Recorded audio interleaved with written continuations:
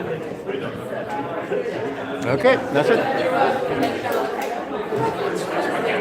Hello everybody, welcome to the London Green Party hustings for the MEP elections. It is 2:15 and so we have a very, very packed agenda and we need to get going with our MEP hustings, and it is an absolute pleasure to have so many candidates here today. There are 3 candidates who have sent their apologies. We have apologies from Scott Ainsley, from Eleanor Margulies, and also from Cullen Walsh. I believe all of them are working today. We are holding these hustings because the whole situation with EU exit is an absolute, unimaginable constitutional chaos, and it seems we should be ready to hold EU elections, and in particular because even if those elections do not happen, it makes absolutely plain to people that level of democracy that we're losing if we leave the EU. So, the way this is going to work, I'm Caroline Russell, I'm a Green London Assembly member and I'm chairing.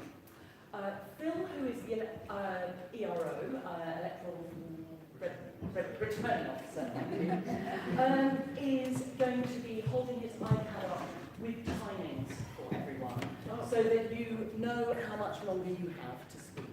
We are going to have to be very strict on timings. We are going to have 2-minute opening statements from each candidate.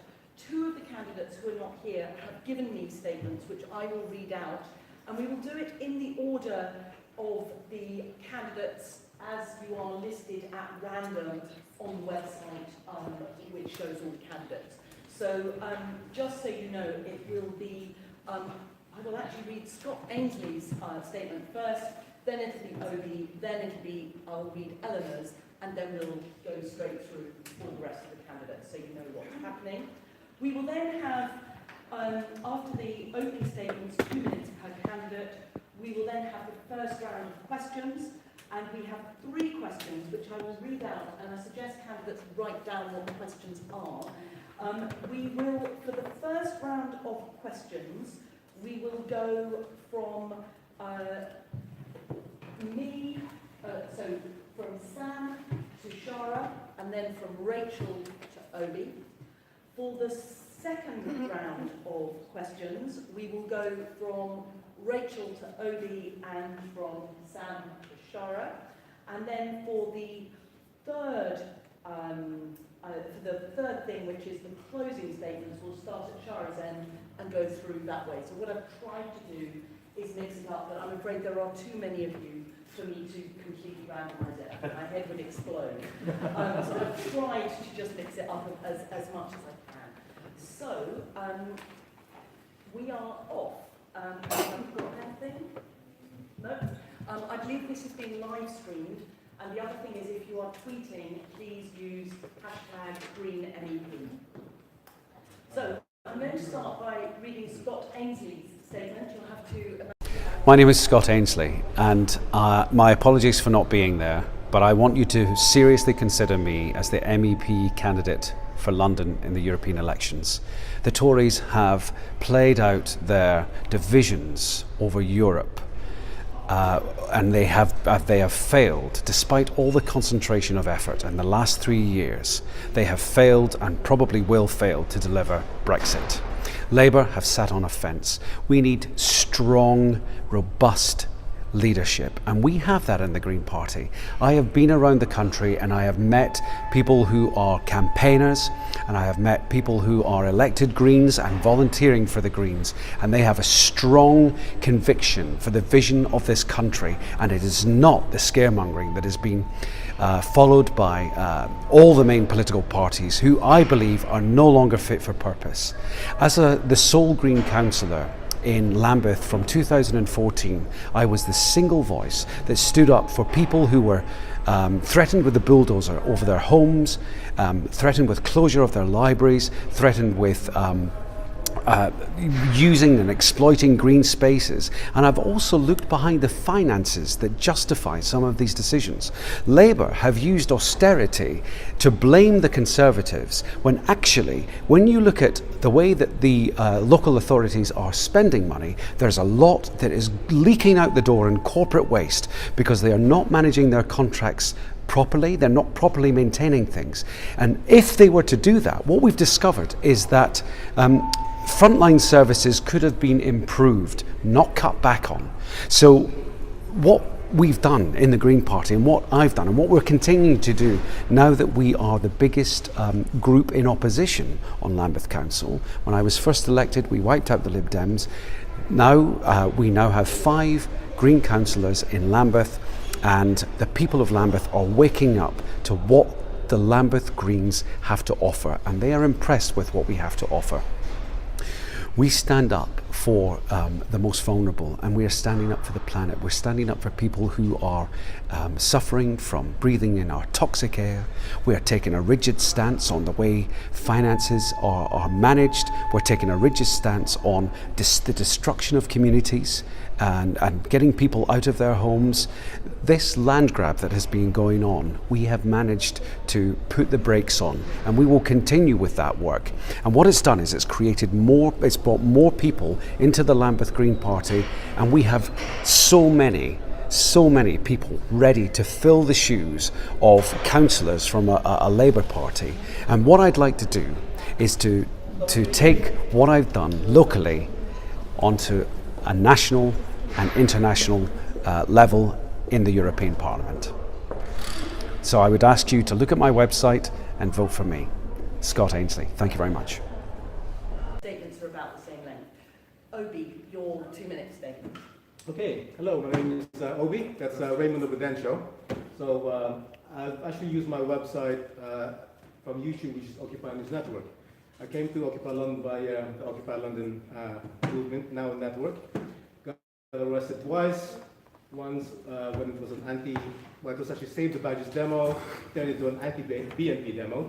Second time was actually in Occupy Democracy with Baroness Jenny Jones, where she got arrested because apparently she was loitering or something. But in any case, actually, I like the fact that when Caroline Lucas was with us in Bolcom, she got arrested. I thought, hey, these are actually the people that I want to join. So I joined 2015. I've always voted Green Party, although I only joined during the Green Surge. However, it's like there's so many things actually wrong with the UK at the moment, with our society.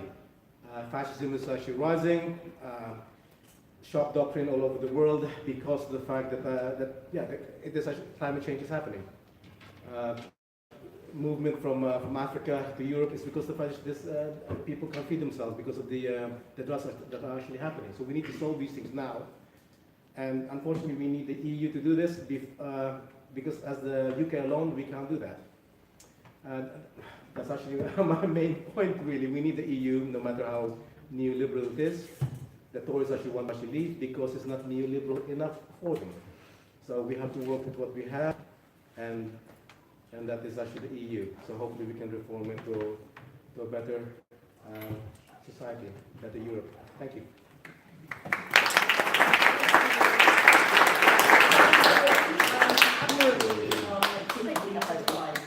I'm now going to read a statement from Eleanor Margulies, who is outgoing.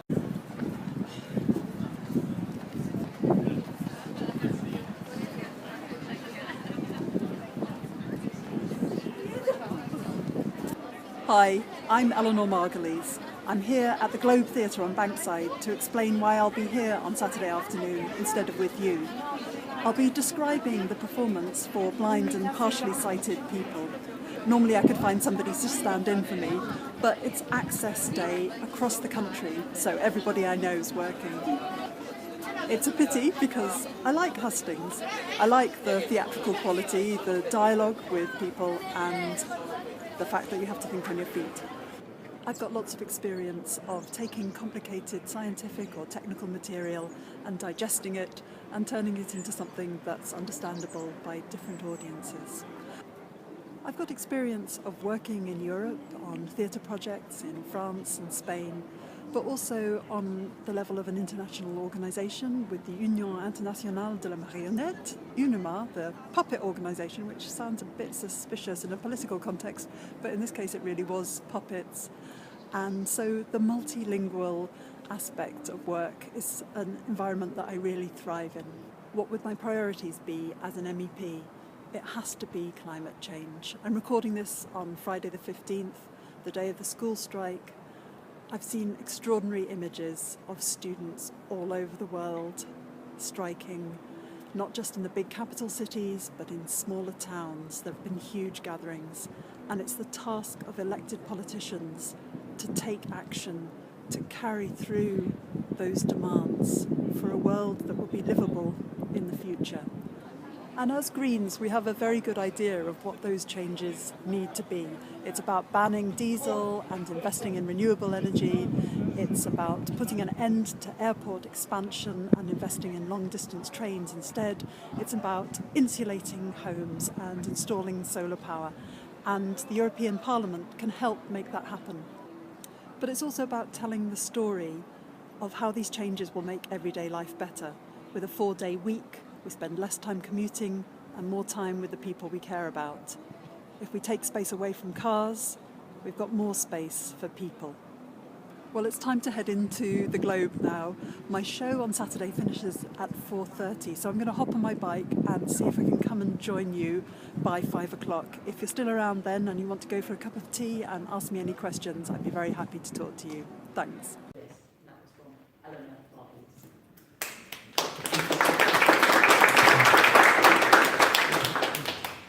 So we now move on to the next candidate, who is Kirsten de Keyser. Hello. Are you ready for one of those irritating team building exercises? No? Not fine. So, well, there's one but perhaps we'll just do a metaphorical one then. Picture one of those fancy colouring books, you know, those ones that were popular a few years back with teeny-weeny segments that you had to carefully colour in with multitude of coloured pens scattered all over your kitchen table. Now, instead picture a giant mural which has to be completed by armies of graffiti artists with suitcases full of spray cans. Now, the colouring book is complex and beautiful when it's properly coloured in, but the most vibrant murals are the work of many. So if you want to join in, how do you make your mark? How do you make yourself stand out? Here's how. You locate a bunch of like-minded artists and you join in with their particular theme. A beautiful garden, a striking cityscape, Sistine Chapel, if that's which affects your fancy. And then you pick a unique image, something you are really expert at, and which will make everyone else's work even better, including yours, of course. And that's the result. So where am I going with this? How does this connect with what we're doing today with Brussels and the EU and the MEPs? Well, it's like this. Our usual stamping ground is here in London, and that's the colouring book. Brussels and the other 27 member states are Europe. Together they are very, very big, and we are very, very small. Therefore, the work of an MEP is vastly different from that of the local politician. And that's what the majority of our British MEPs never got. But what Caroline, Jean, Molly and Keith have become such expert at. Being an MEP is about being a diplomat, with all their quiet backroom cunning. And it's about being a politician, relentlessly pushing for equalities, forging, supporting relationships. And the trick is getting that balance right. Thank you very much.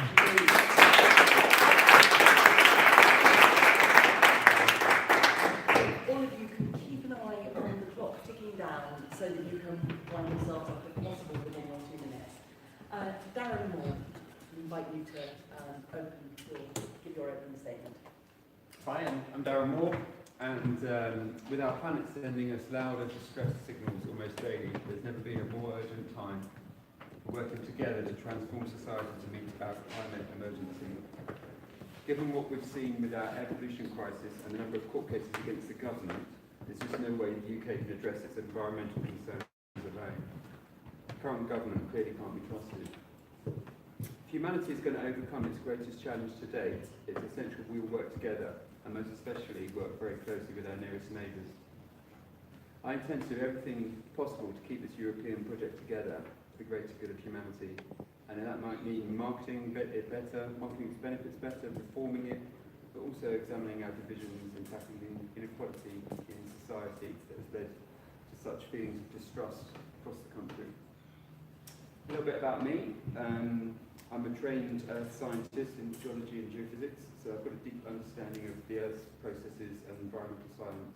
I've seen the effects on species of previous mass extinction events in geological time. And although I'm sure all the Green Party members in the room understand our climate breakdown, it's surprising how few members of the public know that today we're losing species at the same rate as when the dinosaurs went extinct 200 million years ago. Maybe also unusually, I'm a business owner in London. By day I run a boutique marketing company in Chiswick, enjoying the benefits of living and working locally, cycling through many of Even's green parks. My job running the company involves helping local, national and European businesses and charities understand the UK market, and therefore I understand how to make persuasive arguments that resonate with many people across the nation.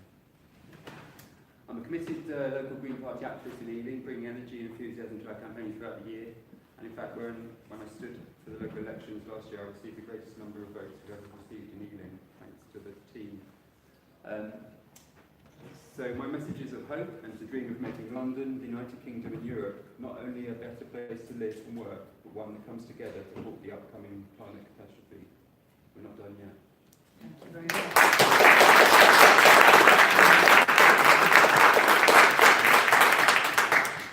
And now we'll hear from Remco van der Stoep. Is that how you pronounce it? Dear Green friends, thank you for being here. My name is Remco van der Stoep, and I am standing to represent you in the European Parliament. This is actually the first time that I am standing for office in a way like this, and it's also the only office that I am standing for. Throughout the last 15 years, I have been politically active across Europe in the Green movement, and especially in the European Green Party. And the way that I want to make myself a politician is by becoming an MEP for the Green Party, especially for the London Green Party. 3 years ago, I was campaigning, like many of you, for Remain in the referendum. And I still believe that we ought to remain members of the EU. And that is very much why we are all gathered here and why we're sitting at this table and still believing that we are going to get an election for the European Parliament. For the London region, for the Green Party, I was the person coordinating as a volunteer the Greens for a Better Europe campaign. That went reasonably well. The Remain vote in London was high, but unfortunately the rest of the country didn't follow suit, and we left. Well, we didn't leave the European Union, but we had a majority for leave. And the extension that is now ahead of us gives us an opportunity to continue to campaign for and to secure a people's vote and a citizens' assembly. And if it's up to me, both the citizens' assembly and the people's vote. And we mustn't have the illusion that if we win the people's vote by, say, 52 to 48, that suddenly all of the problems have disappeared. We need to really transform our society, and we need to do that in dialogue with everyone, whether they vote to Remain or vote to leave.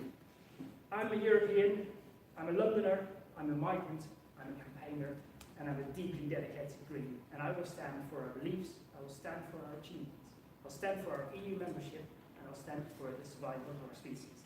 Please vote for me as your number one and number two. Thank you very much.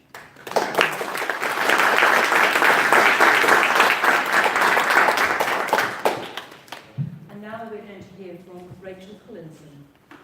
Hi everybody. Hi. For the last 2 decades I've been campaigning, and they've taught me that how to push the levers of power and which ones specifically to choose. And for me, you have to follow the money. We have a climate emergency that is such that we have to change tack. The methods we've used up until this point have been good, but they're not enough. So it's my plan to essentially frack the heart of capitalism, not actual fracking. I have been working on a campaign to tear apart the bank financial system with something new and better. And the big problem I have with Europe is that it's run by financial institutions and banks. As Obi said, it's still neoliberal. And so if I go in, what I want to do is tackle that, is really get right to the heart of capitalism, because if there was no capitalism, there would be no climate change. So we have this urgency. We need to tell better stories. And the green wave that's coming across Europe, and it will come to the UK, is telling a story, instead of despair, fear and hate, like the Remain campaign, it's telling a story of hope, of courage and of love. Now, part of doing that is listening, mediation, finding common ground, and that's what I'm all about. I want to be a politician who listens first. Now, we have some fantastic candidates here, and it's a really difficult choice, and that's something I'm so proud of. Well done, Greens, for nominating these fantastic folks. But this, if I'm elected, my sole focus will be on Europe. This is the only election I'm standing in this year. I'm no longer in my business spokesperson role, and I hope you'll put me number one.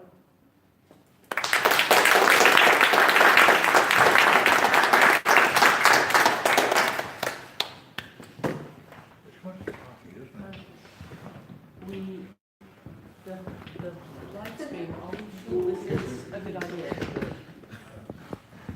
Sorry. The live stream, you need to think where the camera is facing. Okay, so I hope for those who are watching the live stream, you're not feeling too seasick. You should be stable for a bit. So we're now going to hear from Sam Murray.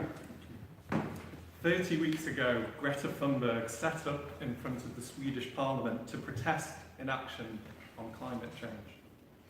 Yesterday, over 1.4 million young people, myself included, took part in protests for climate action. Right now, young people across Europe need hope. They need representation, and they need action. I truly believe that the European Green Party has a platform radical enough to give young people answers. I want to be an MEP to empower young people to take action within their communities, to work across generations, to fight climate change, to fight poverty, and ban discriminatory youth wages. I want to fight for a fairer migration and asylum system that puts the human at the heart. We are talking about people and not numbers. I also want to draw on my 6 years' experience working in cultural policy to bring cultural policy to the heart of Europe, to bring cultures together, to share identities and to forge new traditions and to really define what it means to be European. In terms of my experience, I currently sit on the board of the Federation of Young European Greens, and I've helped our contributions towards the European Green Manifesto. I have also previously been the co-chair of the Young Greens of England and Wales, working with so many inspiring activists of all different ages. I want to be your MEP to fight for our Europe, to fight for young people, and to fight for the common good.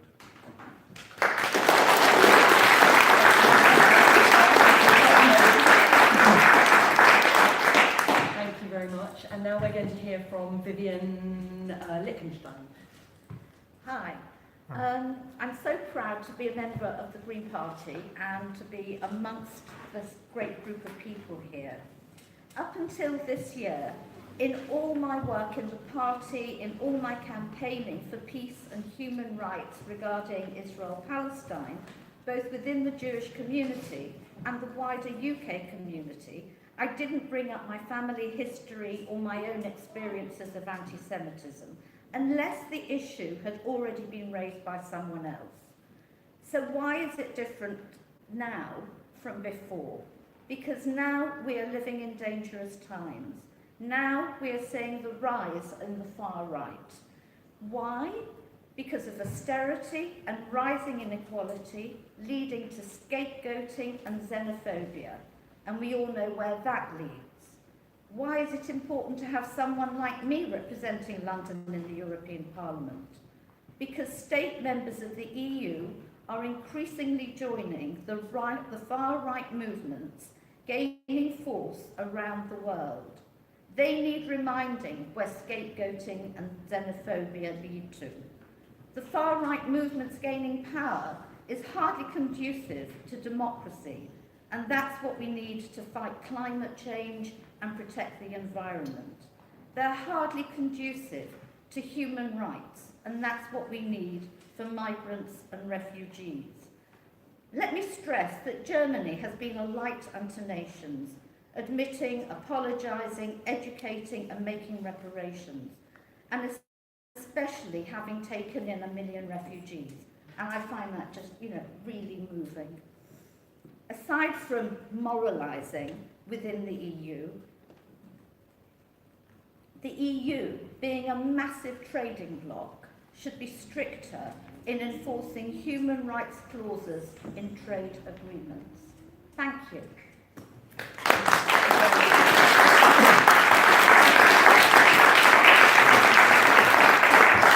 And we're now going to hear from Peter Underwood. Good afternoon. Before my work in party politics, I worked in politics as an assistant director in the civil service. And it was a few years ago when I was sat in Brussels. There was a conference organised by the European Commission to talk about how our respective countries were doing in improving renewable energy, which we were doing at the time.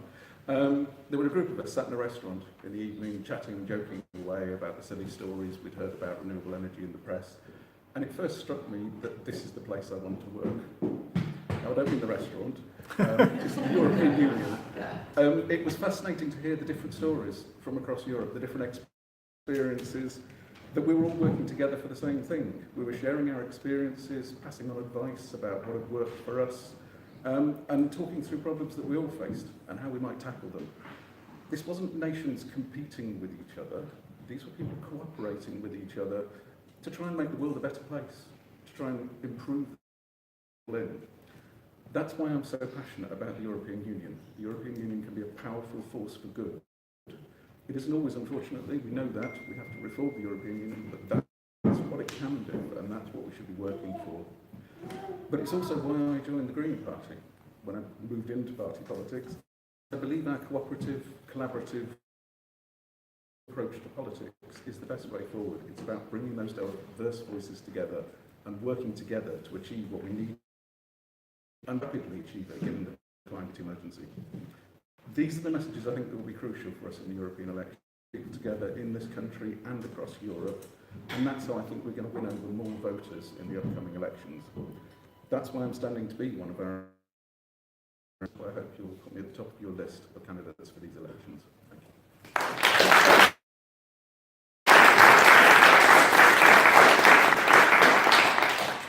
And we're now going to hear from Gulnar Hasnain. Hello, I'm Gulnar Hasnain, to be your lead candidate for the MEP London list.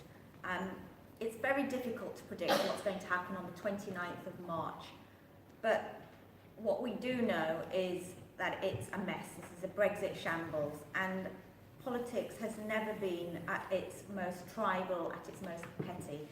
And Brexit has really driven the worst instincts of our people, of British politics. Factionalism, deceit, blatant lying. It just seems that few politicians have our best interests at heart. And whatever happens, we need to be the voice of reason and continue to fight for all our citizens. The far right is galvanising, and it has never been so important that we work together against the poison of these hate mongers. As the Green Party, we have an opportunity now to advance a very positive Remain message, a message that is radical, inclusive, and stands in solidarity with refugees and migrants. It's a message that few others are advancing. But the challenge that is most urgent, climate change, it will not be solved in isolation. We need to be working together within the EU, with the EU, within the EU, to make sure that our environmental commitments and protections are not diluted, that our environmental and food standards are driven to a higher level and not to the lowest common denominator of the US standards. During my time at City Hall, I worked on projects that benefited from significant funding from EU, such as the ESF, ERDF and Jessica funding, and for projects that delivered green skills, green jobs and green infrastructure. It was only after reading this book, The Greens for a Better Europe, that I actually appreciated the role that Jean Lambert has played in bringing that funding for us, green funding in London, so investment in London. So we inherit a legacy of hard work, so that is why I would like to stand, fight to remain, and rejoin if necessary. So that's me. Vote for me, you're number one.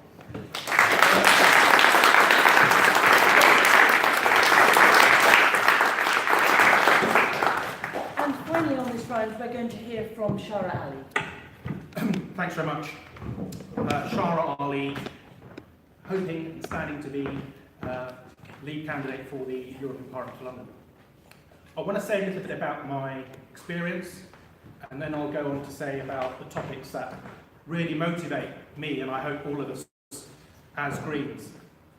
Firstly, I joined the Green Party some 17 years ago, 2002, and it was after a little bit of experience in the European Parliament working on GMO risk assessment. Everybody remember that? And that was a great campaign that Greens were involved in across Europe, and we had some real demonstrable changes to try and protect us, alongside the precautionary principle, from those kinds of marketisation of our food and agriculture. And that was a great insight offered to me into how Greens could do business in Europe. And that's something which I'd be very interested in continuing. I've also stood in 3 European Parliament elections before now, and I think that wherever I am on the list, I can be demonstrated to be visible and try and push the green agenda wherever we are. And I think that visibility is very important. Now, I know many of us in the room have been deeply dispirited and despairing about what's been happening in New Zealand. Those kind of civil liberties are going to be one of the main planks that Greens will be united on and will forcefully speak upon. And so there was I, many, many times, campaigning as part of the anti-racist movement against Tommy Robinson. And that rise of the far right is something that we need to be very visible and proactive upon. And finally, as has already been mentioned, there is the climate change emergency.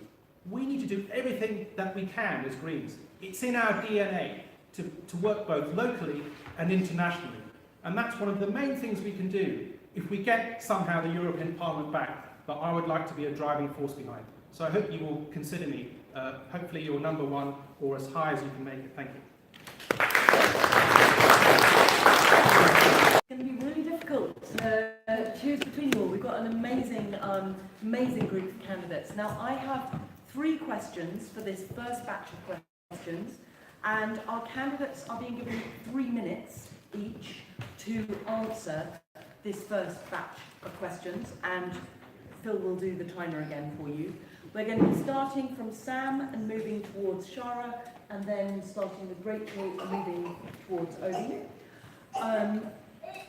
And we are, so if you've all got your pens ready to write down your 3 questions so you can remember what they are. So the first question, if you were selected as the lead candidate, how would you work with local London parties to make the case to remain? Has everyone got that down? Okay. Do you need to say it once more? Say it once more. If you were selected as the lead candidate, how would you work with local London parties to make the case to remain? And our second question is, climate change denial is strong in some EU countries and in some EU governments. Will this hamper the EU's ability to deal with climate change? And the third, I'll do that again, sorry. We're not all Assembly members. Sorry? We're not all Assembly members at quick at getting the question. I'll read that second question again. Climate change denial is strong in some EU countries and in some EU governments. Will this hamper the EU's ability to deal with it? And the third question,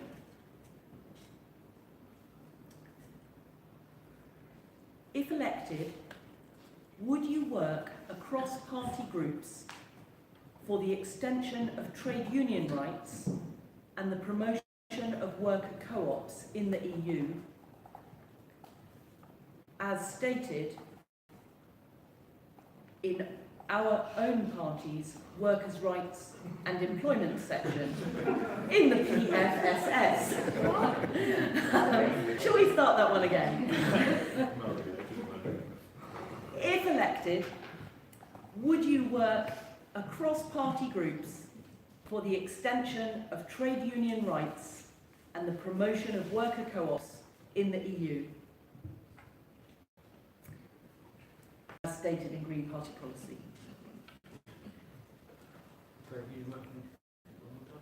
Yep. If elected, would you work across party groups for the extension of trade union rights and the promotion of worker co-ops in the EU, as stated in Green Party policy?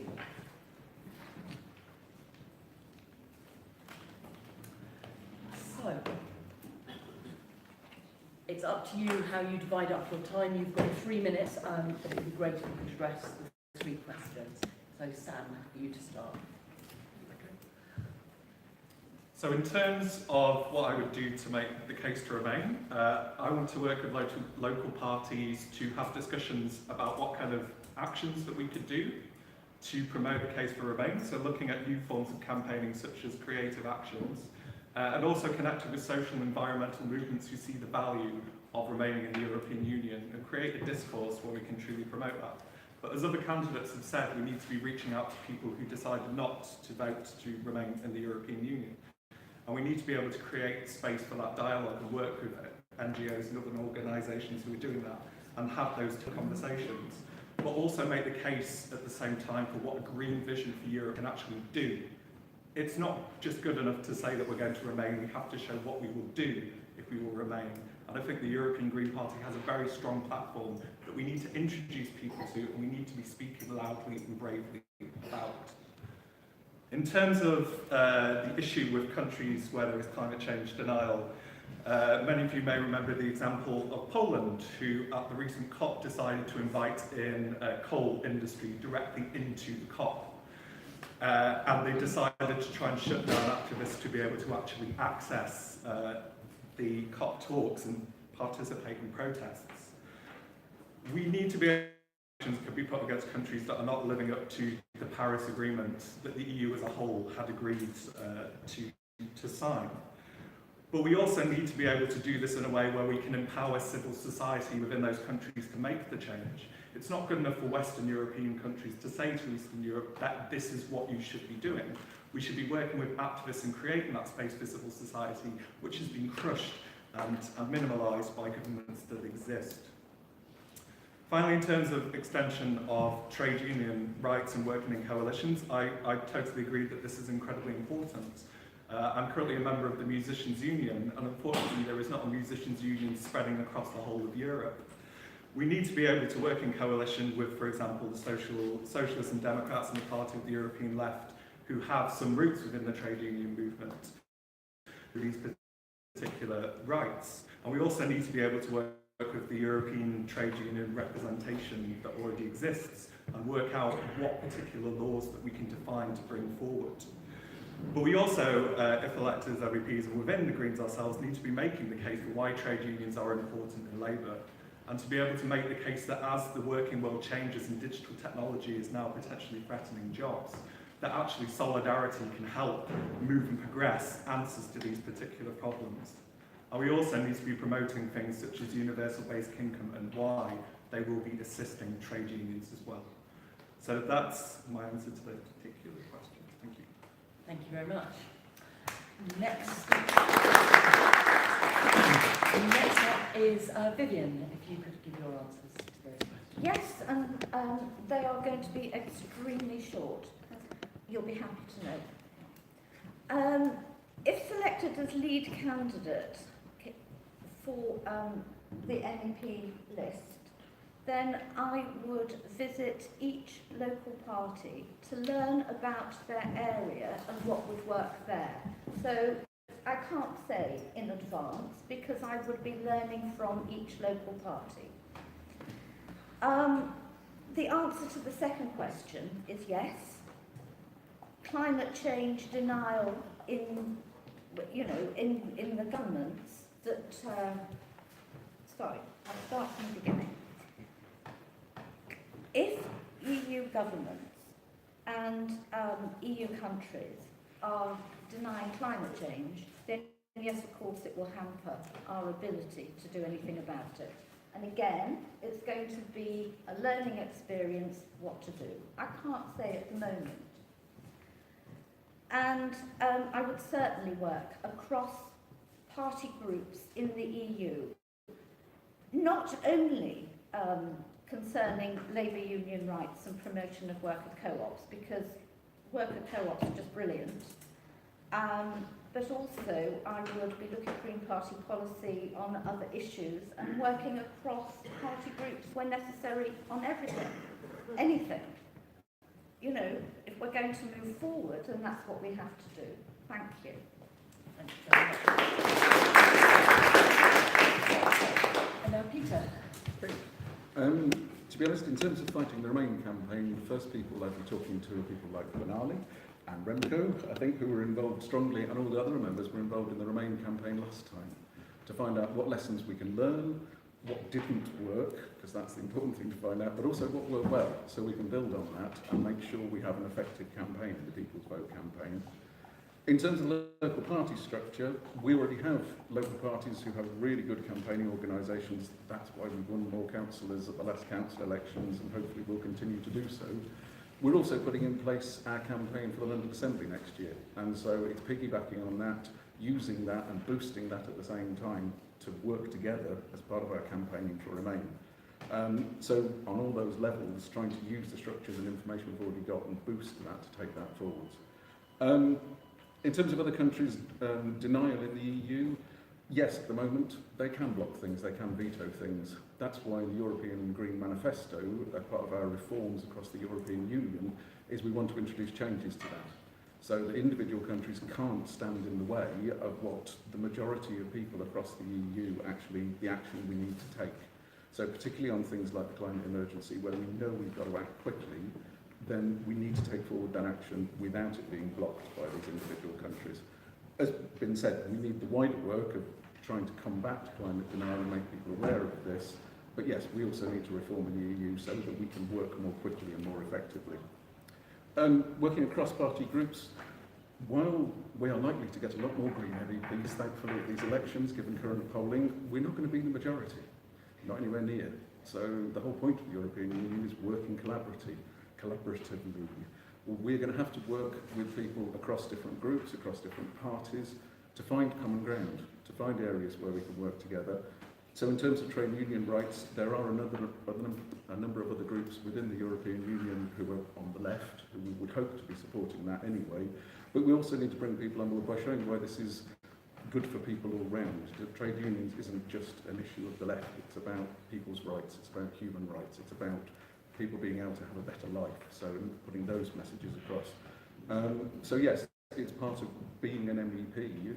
Good skills should be to be able to work collaboratively across different parties. You can't be tribal, you have to bring other people on board. So I think that's my 3 answers on those. Thank you very much.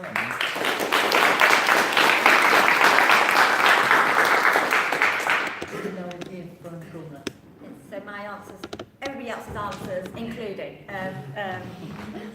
everybody else, just building upon that.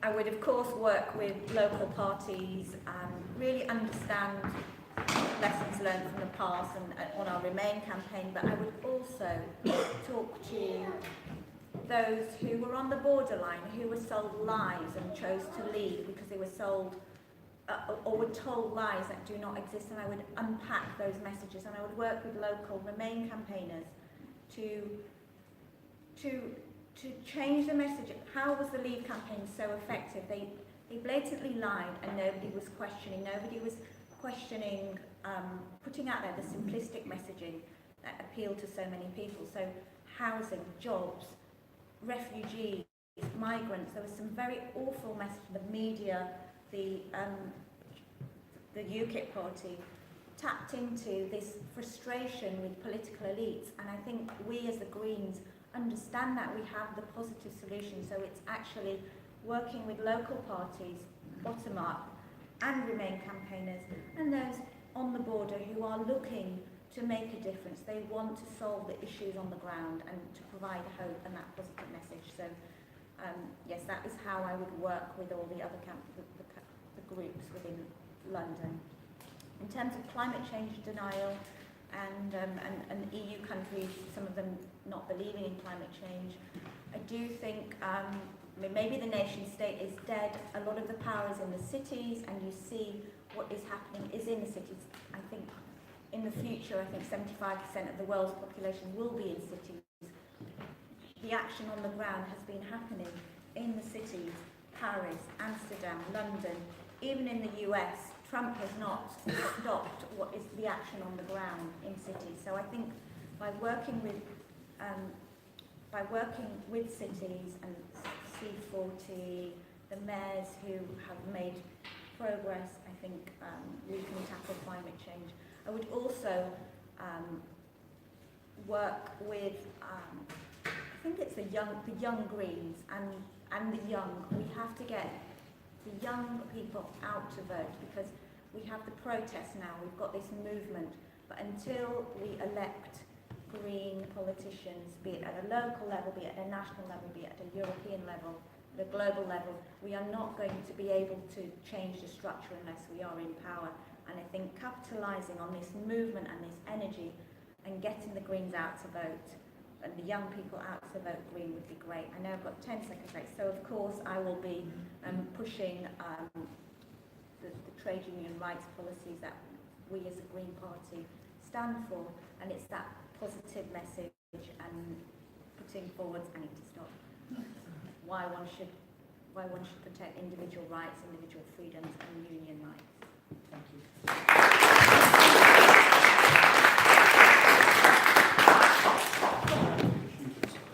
So the first question is on. Do you want to? Great, thanks. First question is on how we work to make the case for Remain with reference to local parties. Well, I might start by quizzing Zach, who did a very good job of meeting with all the local parties. And I think, as Rachel has said, we need to listen. We've also got some good areas where we can discuss as local parties together to try and work out exactly what our policy should be, or our messaging, with respect to a great number of people who don't agree with Remain. And I have to beg to differ, I'm afraid, with some of what's been said already, is that we can't start that campaign by telling people who voted in a way that we didn't like, that they were lied to, or somehow don't understand what they voted for. There was somebody on Question Time the other day, a fantastic audience participant, who wasn't actually answered. He was furious that what he felt that we weren't going to be delivering on Brexit. And I think we need to make sure we have an answer to them, which will start by admitting that there is something fundamentally non- or anti-democratic about not delivering on that result. And I think as Greens, we can say that at the same time as saying we do need a second opportunity, because with the best will in the world, you probably weren't aware of exactly, I was going to use a swear word at that point, but let's just say an omni-shambles that you were letting yourselves in for. So we must listen, and we must attend to the actual reasons why people felt that they wanted to vote one way rather than another. In terms of climate change denial, well, that is strong, not just amongst some of the European Union member states, but amongst some of the citizens. But we need to work collectively and positively, maybe using a European Citizens Initiative. And if you just see the grassroots appetite there is at the moment, not just, especially amongst the younger generation, putting their elders and our politicians to shame. We don't have any time at all. It's last chance saloon. It's the day before yesterday. We've got no time whatsoever. So we've got to make sure we use all the levers at our disposal. which isn't just democratic politics, it's citizen engagement. And it's the grassroots that are going to say loud and clear across Europe, up with this we cannot put. So we've got to make sure that we circumvent the European leaders if necessary. Finally, in terms of the unions, it's imperative, it's part of our DNA that we actually work collectively to protect the rights, many of those who are being shafted, shall we say, because they aren't able to string enough together to actually live. And even when we talk about 4-day working weeks, we do in the Green Party, let's make sure that that isn't an elitist proposition, because for many people they can't even afford to do that. Jean's done fantastic work on the Working Time Directive. I also work in health service education, and I can see the impact there of us doing good legislation in Europe to try and protect against overwork and overexploitation. Thank you.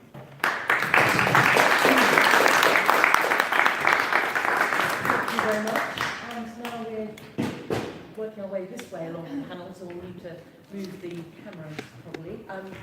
Rachel Collinson. So how would I make the case to remain? How would I work with local parties? Well, my modus operandi is, again, to listen. And I've been listening really carefully to people who voted leave, because those are the people that we have to talk to. And those are the people we have to convince. And what I've heard so far is that people are just fed up to the back teeth of Brexit. They want to talk about something else now. And they don't really care how it happens, they just want it to happen somehow. And so we need to talk to that feeling. Well, look, let's just work with what we've got. And we're not ready to leave yet. We haven't figured out all the problems. And we need to remain in order to build a European Union that's less centralised, that listens more to its citizens, that hears our concerns. And we can't do that with the current status quo. So let's remain and let's sort them out, because Greens are so focused on reform of the EU. It's desperately needed, whether we remain, and I believe we will remain, or whether we leave. We can't leave the EU alone. Secondly, what do we do about climate change denial, and can the EU overcome it? Well, I think, again, on this, we have to follow the money. Climate change denial didn't come just out of nowhere. Where does it come from? It comes from big firms like the Koch brothers, like Gazprom in Russia, which is all tied up with the Russian government. If you can cut off funding to those companies, like the Stop Funding Hate campaign has done to combat fascism and the rise of the far right amongst the British press, and actually in the US and the EU as well as sleeping giants, if we can do that, then climate change denial will not have the fuel to burn in terms of perpetuating this fake news and the lies. Once we've done that, we can triumph. The EU can win over those vested interests. So thirdly, the trade union movement is something I believe in very strongly. Not only am I a union member, also some of my clients in my day job are unions. What I know about the trade union movement is it desperately needs to modernise. It's not fit for purpose in our economy, which is increasingly turning towards self-employment and the gig economy. And the fastest growing industries are not unionised. So what we have is we have a desperate need to reform the trade union movement as well. So, of course, I will support trade unions and especially the cooperative movement. But what we need is something more than that. And that's something, as a self-employed person, I would like to work with other nations to discover.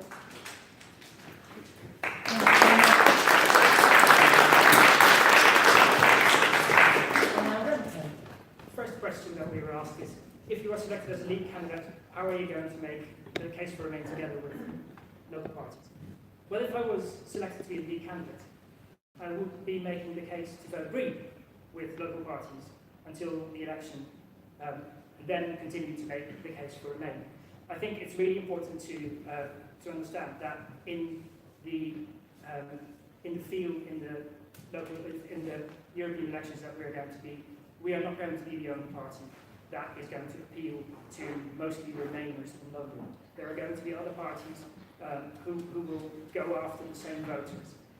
And I think what's really important is that we demonstrate that Remain is important because of the things that we Greens can achieve in the European Parliament, working together with others. It's what we can do on climate, what we can do on air pollution, and all of those things that make London a better, safer, and cleaner place are things that we have to thank the European Union for over the past decades, and it's what we need to continue to fight for.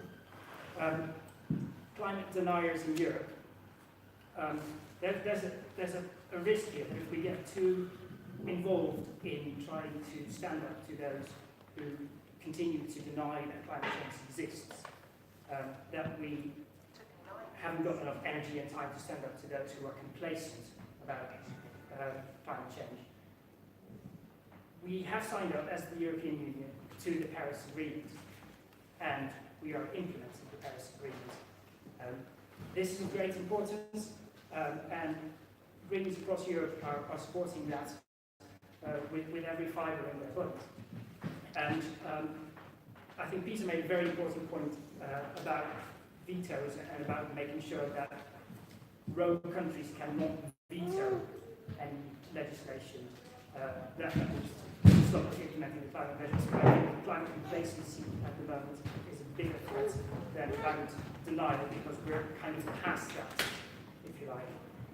The last question, if you were elected, would you work across parties for the extension of trade union rights and the promotion of worker cooperatives in the EU? Yes, of course. Yes, of course, we will work with other parties in the European Parliament. That is what Greens do. That is how Greens have achieved many things. But we will also work with those in Brussels and in Strasbourg who are in the trade union movement and those who represent the worker cooperatives.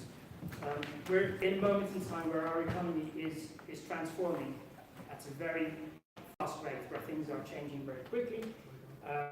Think of the automation of jobs, think of the potential implications of a universal basic income, of the gig economy. So those are things where we want to work together with the trade unions and with people representing worker cooperatives to really get to the bottom of those issues and to make the right policies for them. Thank you.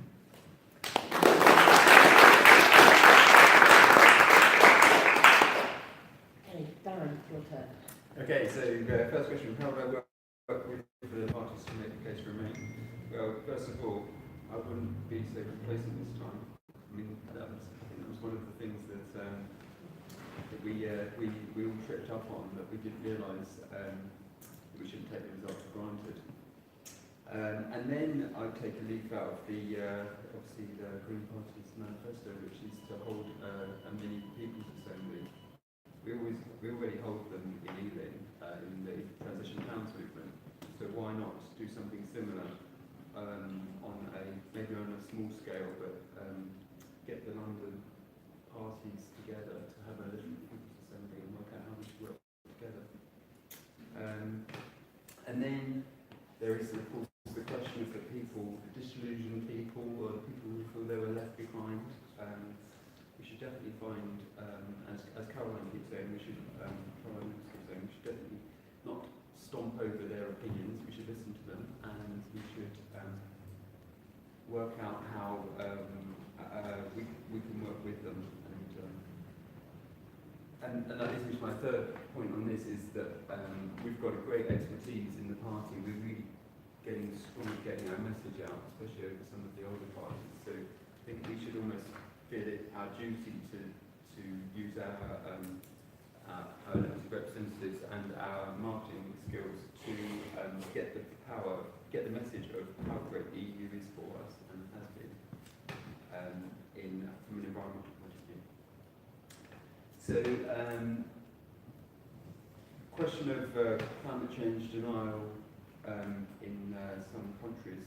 I think we were thinking about this quite a lot, because you could say that we've already sort of had we had an issue with fossil fuels in this country, and back in the 80s we had the famous miners' strike and Thatcher. And what we didn't do at that time, we didn't provide a just transition for those workers from a mineral extraction business to to a greener life. And so I think that's something that we should have to think about, how we can give a just transition to the coal miners in Poland. They don't know that we're just taking away their livelihood, we're actually thinking really hard about what they can do next that makes them left in the dark. And then finally, we've got to, how do we, worker co-ops and trade union rights are obviously really important, but we're really missing out. But everything, the legislation is moving so slowly and the digital economy is moving so quickly that we really have to catch up, and we have to try and mobilise the legislation to try and do something. And what we should do, I'm just going to finish, what we should do is we should look to France, we should look to Italy, we should look to the other EU countries, our partners, because they are moving ahead and legislating on that. To wake you up.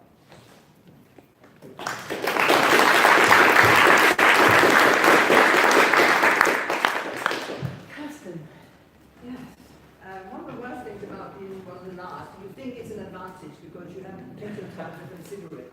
And then everybody says all the things that you want. So you write it all down, you scribble it all out, and then you write something else down. So you have to bear with me while I pick through my bits here.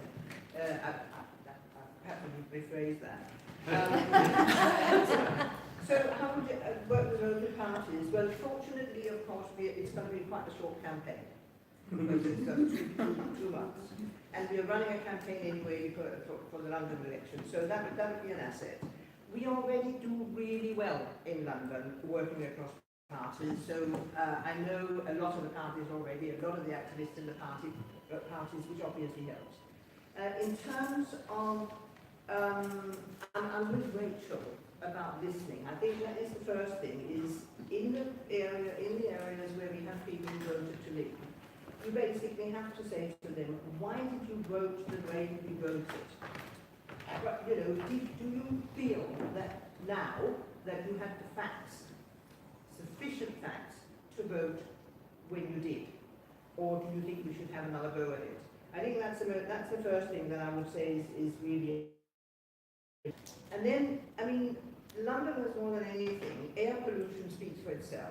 And we've already heard about the Paris Agreement, that we are signed up to within the EU, and air pollution in London is critical now. And I think even the most hardline believers would realise that is a major problem. The city income, City of London, the banking sector, which is dependent on the EU as much as the EU is dependent on it, and it provides an awful lot of our income. Everybody can see the staffing problems we are now having if we leave the EU, that a load of our industry, businesses can't staff their premises and so on and so forth. So the facts really to London speak for themselves. And so let's see, climate change denial, the planet will speak for itself. We've got the Paris Agreement and people can just look out the window and see the climate change. I have very little time to give those people the oxygen of publicity, I have to say. Shop stewards, what do I want to put that? Oh, I was a shop steward, yes. And I am absolutely passionate about also Danish, which we have track record in terms of workers' rights and workers' co-ops. I like the UBI situation because robotics are coming to take over. We need more employee members, ownership. We need workers on boards, all those sorts of things. You basically need to revolutionize the whole of the workers' situation, and the EU is the perfect place for that. So I can't believe, I've got run over my time anyway, so there you are. That's it. Thank you very much.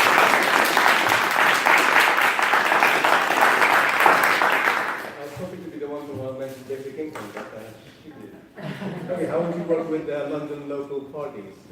We do actually need more publicity for the EU, and we know certain lead MPs and MEPs end up in BBC Question Time, but that certain person that we don't have to mention.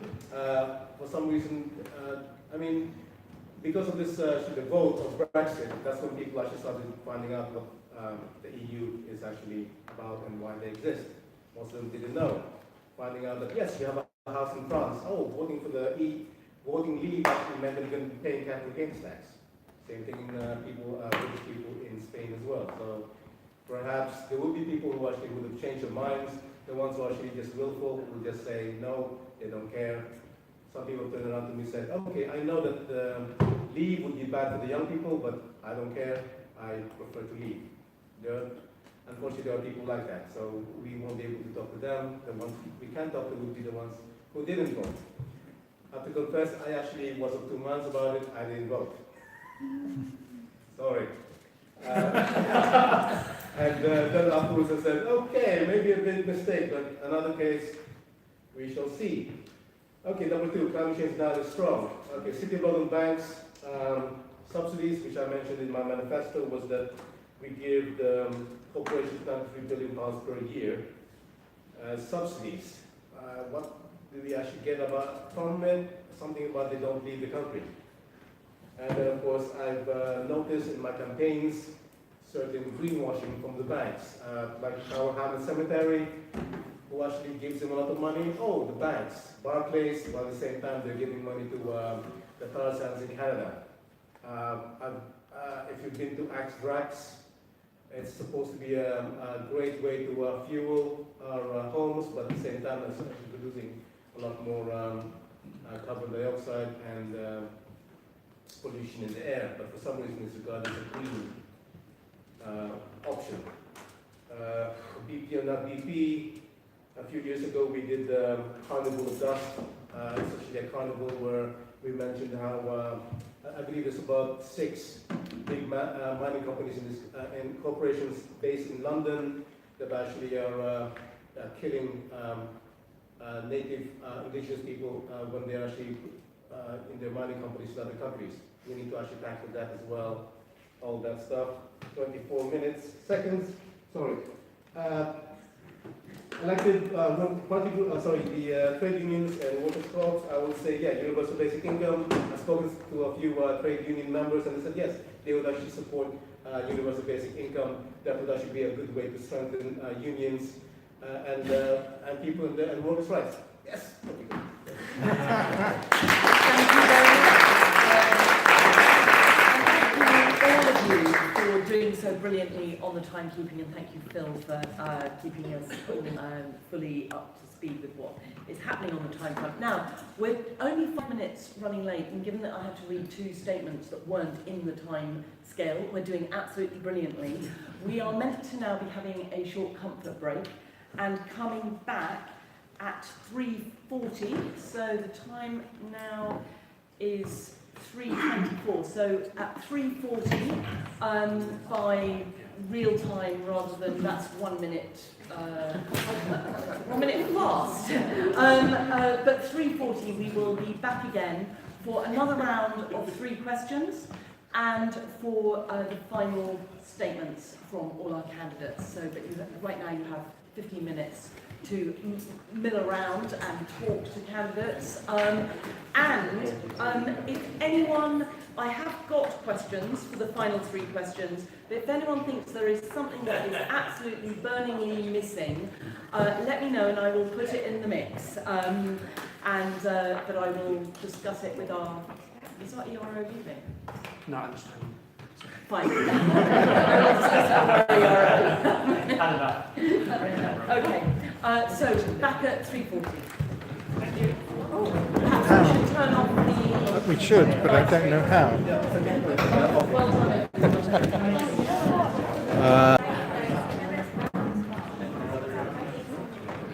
Come back.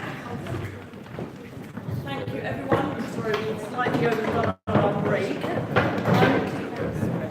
Just so that people understand, I've moved Sam to the far end because I'm afraid I was often a nut and I didn't know that Sam is severely allergic to nuts. So we've moved him as far away from me as possible. And I have washed my hands and the nuts were down at that end of the row. So,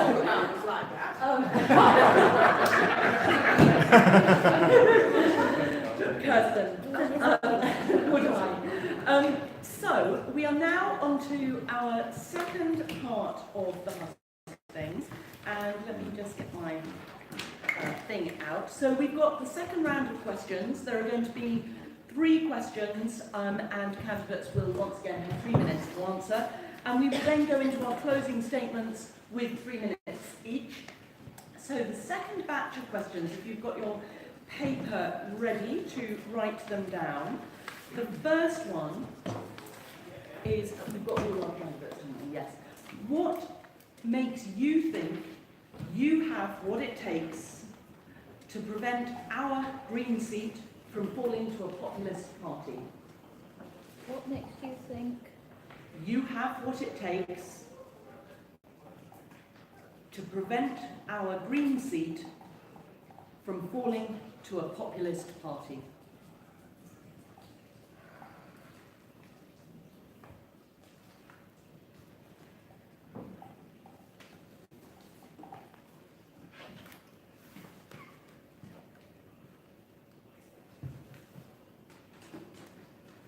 I'll speak it once more. What makes you think you have what it takes to prevent our green seat from falling to a populist party? And then the next question, how will you work to advance trans rights across Europe? Should the EU and its member nations give legal recognition to self-identified gender following the example set by Malta and Ireland? I certainly will. How will you work to advance trans rights across Europe? Should the EU and its member nations give legal recognition to self-identified gender following the example set by Malta and Ireland?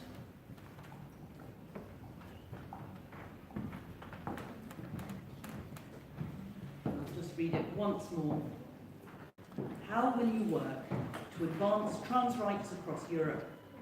Should the EU and its member nations give legal recognition to self-identified gender following the example set by Malta and Ireland? And finally, looking back at the last 12 months, what campaign or piece of work are you most proud of?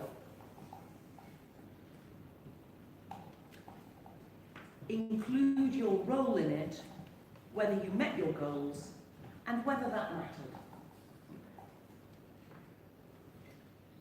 So I'll read it again. Looking back at the last 12 months, what campaign or piece of work are you most proud of? Include your role in it, whether you met your goals, and whether that mattered.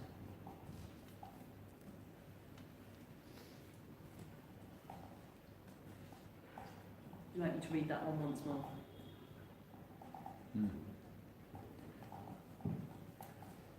Studious writing. Another question? Sorry.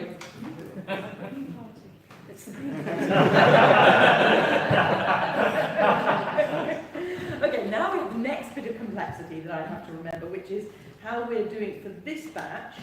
We're working from Rachel to Obi, and then we're going to take Sam, and then Vivian, and then Shara at the end. So we will try and keep all this proper. So, Rachel, is everyone comfortable they've got the 3 questions? Yep.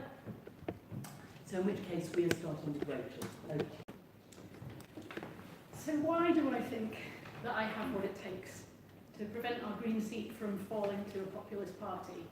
Well, I'm gonna imagine that by populist party, the person asking this question means UKIP or the Brexit Alliance or whatever they're calling themselves now. And there's facts that I can look at and go, yes, I've done it before.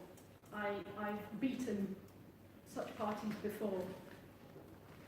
Whenever I've stood in regional and local elections, and I don't see there's any reason why I can't do that again. And it's because I tell a better story. And it's because my work is based on hope and not on fear. But I share some of the concerns of populists. I don't like the fact that corporations are taking over. I don't like the fact that politicians aren't listening to us. So there's slim common ground, but there is some common ground. And it's in actually listening to what people are saying, but giving them a different answer that satisfies what they want, like jobs, like peace, all of those things. We know how to actually deliver that, and we do, and I do. So then, how will I work to advance trans rights across Europe? And do I think that the EU should follow implementing self-ID following the example set by Malta and Ireland? Well, the answer is yes. I'm a strong supporter of trans rights and LGBTQIA+ rights. And I think that self-ID has gone well in Ireland and Malta. And I would love to see an EU directive implementing self-ID across the whole of Europe, so that people who know themselves, know inside themselves best what's best for them, are able to say. And I think that fits in really well with green philosophy and green values, that people know what's best for themselves. So not only should we have self-ID, but we should also get rid of gender on passports. What is the point of having gender on passports? So looking back at the last 12 months, the campaign that I'm most proud of is the campaign against LOBOs, which are toxic financial products sold by banks to local authorities. Billions upon billions of pounds wasted and going directly from my council tax, and probably your council tax as well, straight to the bank. The role I played in it was I was an objector to my local council's accounts, and I risked criminal prosecution for talking about it, and the auditors that I was working with reminded me of that several times. And I met my goals because now local authorities across the country are taking banks to court to get that money back, and they will. So that's billions of pounds back for local authorities. Imagine what I could do at EU level. And that's just a voluntary role. Thank you very much.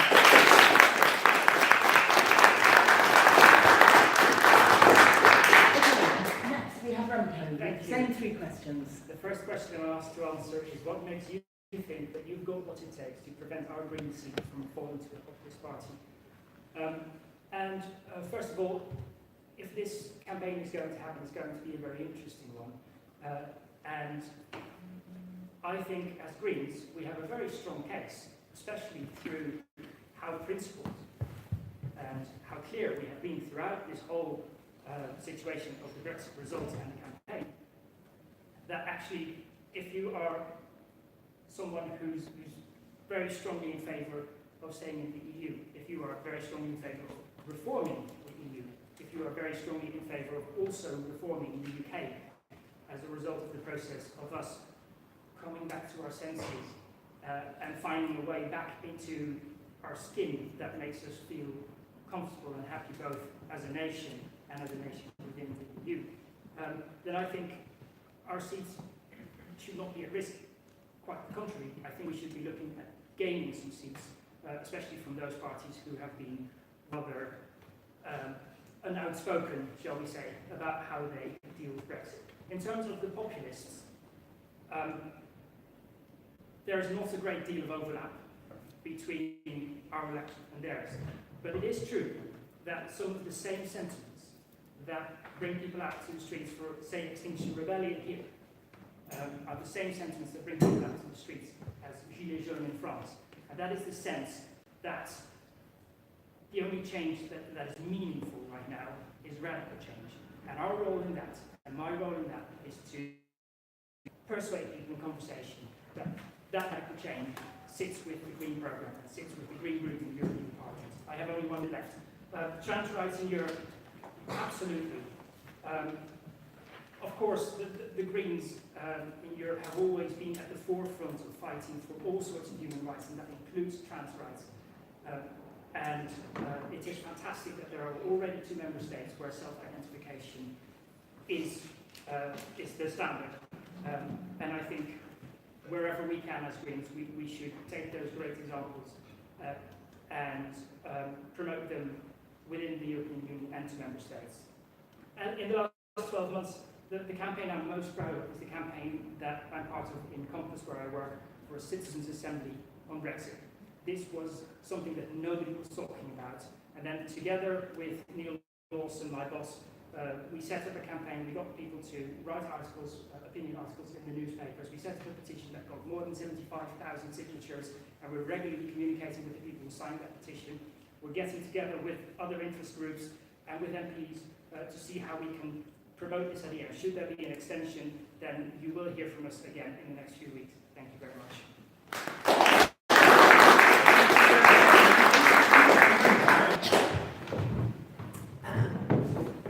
So what makes you think that what makes me think that I have the have what it takes to prevent our green seat from moving to a populist party? Well, I think it's going to be fascinating if we get to the point of having another vote in the European election. Obviously, that's why we're here. But it's going to be a very strange dynamic, I think, because there will be, unfortunately, it's going to be very polarised. And I think that there will be a strong Leave party, but also I think we have will obviously be very firm against for Remain. And the thing is, the Leave vote the Leave campaign is all over the place. It's in tatters in London. UKIP has kind of come and gone. A lot of their points have been discounted. There's accusations of cheating, and I think that, especially in London, the populist vote isn't a threat, although I don't want to be complacent like we were last time. So I think that it's going to be a strange vote, and I think we've learned from our experience, and I think we're going to do better. Because we've been consistently saying the message that we want to stay, and we're going to make a success of it, or it's going to be a people's vote, Caroline has done a great job of just saying, yes, we definitely want to stay, but we need to listen to the people. And I think that the people who voted to listen to the reasons why they did that. So I think we've been really, really consistent. I'm going to put a lot of energy into working with the other London Green parties to work out our strategy for our Remain message. And I'm not being complacent, but I think we've got a really powerful position. And then how we work to advance trans rights across the EU. Well, this is another example, a bit like workers' rights, that we're in a rapidly changing society as things keep evolving, and the legislation is lagging behind. And it's great that Malta and Ireland have set such a good example, and we should be learning from other European countries and taking their approach on board. So let's get on with it. And then finally, running out of time, over the last 12 years, my favourite campaign was in the local elections last year, where I managed to mobilise my friends and my committed lowercase green friends to help me campaign, and we managed to do amazing things. We panicked the local Labour Party, and the Conservatives were pointing things at me saying, this is the new guy, so they were really worried as well. So we did really well, and so it's very satisfactory. We can get elected, but we're all close, and next time we will be.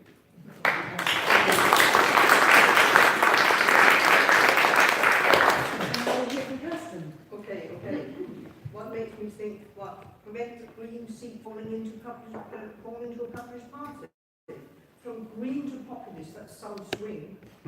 Now, I'm a passionate European, and I can put the European case because of that, particularly the fact that Europe isn't perfect.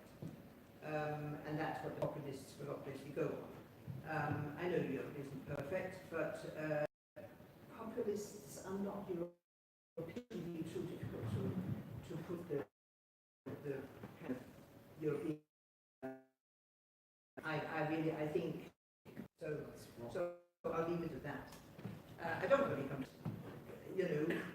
pick our battles, as it were. Now, the trans rights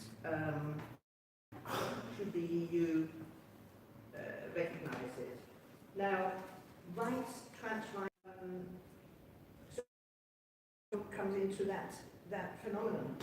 And I find it personally, that I find it really difficult to identify with how trans people feel within our rather segmented community and society and policy. So what I would do, I completely agree with them. I completely agree that they should be equal to absolutely everybody else, whatever they want to do and however they want to define themselves.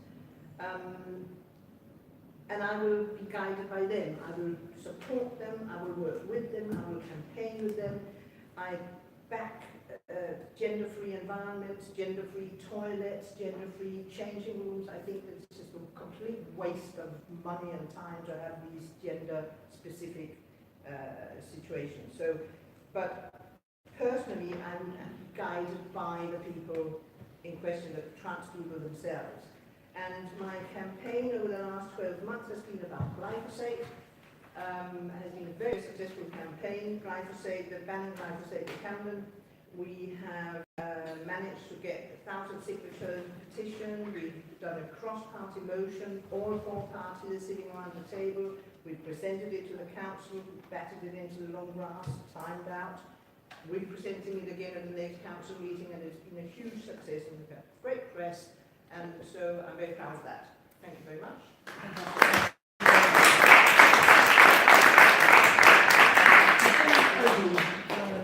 The one about President Green Seal from falling to a populist party.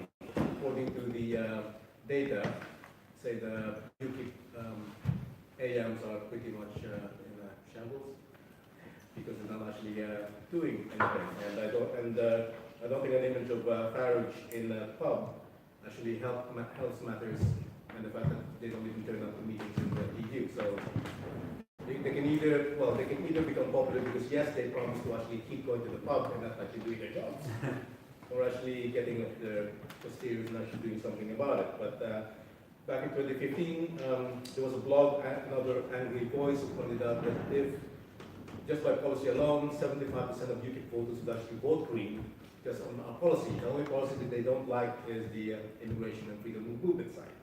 So perhaps there might be some leeway there. How would you, number 2, how do you work to advance trans rights across Europe? I support the rights of transsexuals to actually have the same rights as every other human being on the planet. I do take note that some of them are actually pointing out that self-ID might actually put those rights under danger. For instance, in Canada, Vancouver, there's a rape crisis center who has already said that because they're not being given money by the government because they refuse to allow trans women into their space, they will only be getting donations, nothing from the state at all. There's a case of a man who actually, because he's proclaimed himself as a woman, is now suing 16 women who actually work from home because they refuse to actually give him a Brazilian, which is for a woman with female parts, that's actually a different technique to a male. Somebody said they wouldn't actually do it, but then if he gets injured, they'd probably sue them. Sports people like Martina Navratilova, Sharon Davies, Ola Radcliffe, Dame Fatima Whitbread pointed out that allowing trans women into women's sports actually would mean that women's sports would be eliminated.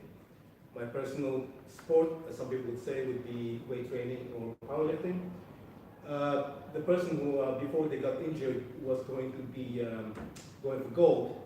They actually, they could lift something like 260 kilograms, and the person who would have actually gotten silver could only lift 200. So, so that was actually by the way of doing things. Last one. Oh, sorry. I'm losing it. Sorry.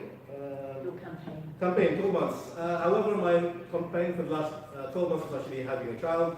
I'm proud of that. That was actually glyphosate. Unfortunately, the Barnett Council said that they will only ban it if the central government does so first. It's a Tory council, but they're the same. Thank you. Thank you very much.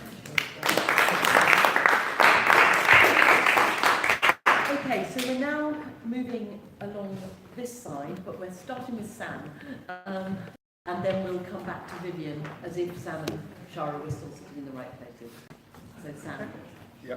So in terms of what makes me think I could keep the Green seat falling to a populist party, I want in our campaign for us to appeal to young people who have never come out and voted before. We forget that those who were 15 at the time of the referendum would be eligible to vote in this coming European election. And we want to create a vision that inspires them to actually participate and vote for the first time. We want to bring young people out to vote, but we have to look at the reasons why they don't. They don't because candidates are not looking like them. They don't because candidates are not their age or talking their language. I don't by any means think that I am going to be the ultimate answer to this question. It would be incredibly arrogant of me to think so.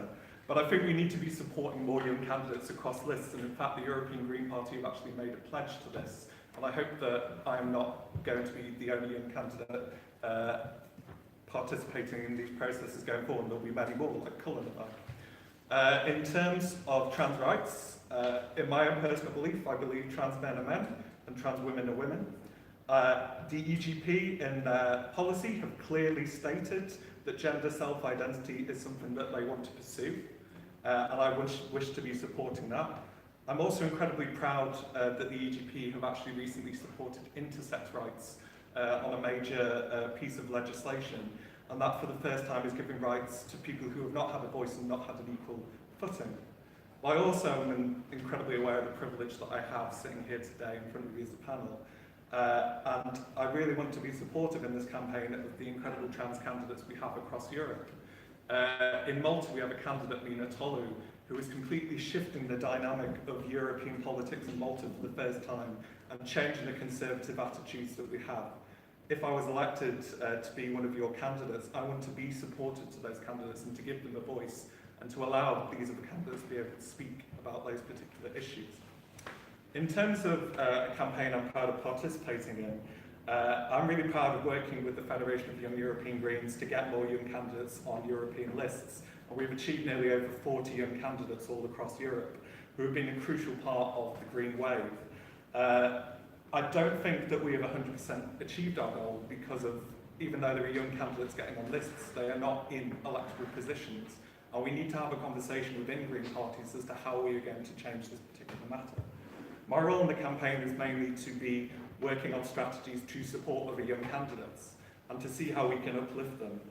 But I suddenly realised that I didn't actually have much work to do because the young candidates we have across Europe right now are beyond inspiring. We have Kim van Swarentak in the Netherlands who is striking every week for the climate. We have Mina Tolu changing attitudes on abortion. We have Mika Bloss fighting for migrant rights in Germany. And I think we all need to get behind these young candidates. And I think that is my proudest moment to be involved in the Greens. Thank you.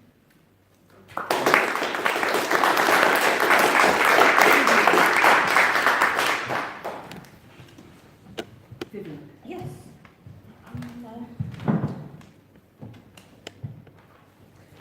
Well, my initial thought on what makes me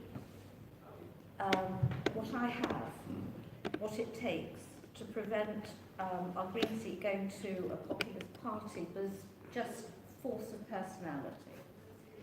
And then it occurred to me that actually I've got a lot of experience in answering questions and speaking on Israel-Palestine. And I can assure you that there's an awful lot of differing positions there. And I bring moderation and rationality to that. And I can do exactly the same when it comes to the European, to the election. One reason Leave won the referendum is that people were ignorant of the positive work carried out by the EU and its positive benefits. It was taken for granted. In addition, it was criticised in the media pretty much endlessly. And what we have to do is to keep putting forward the positive about the EU, and I think that's something I could do. The second question about trans rights, I'm going to agree with Kirsten on this and say, well, it's the human rights agenda, and that's what we have to pursue. but I'm also going to declare a certain amount of ignorance on this, and therefore I would like to sit down with people who are campaigning on the issue to find out more about it and to have my questions answered. I haven't actually worked on a campaign as such over the last 12 months. So with regard to the Green Party, I took over being chair of West London Green Party September 2017, and I would say that from April last year to March this year that we have expanded what we're doing. We have more people who are being active. We have more activities ourselves, and so I will take that as something that I'm most proud of in building up West Central London slowly but surely. Thank you.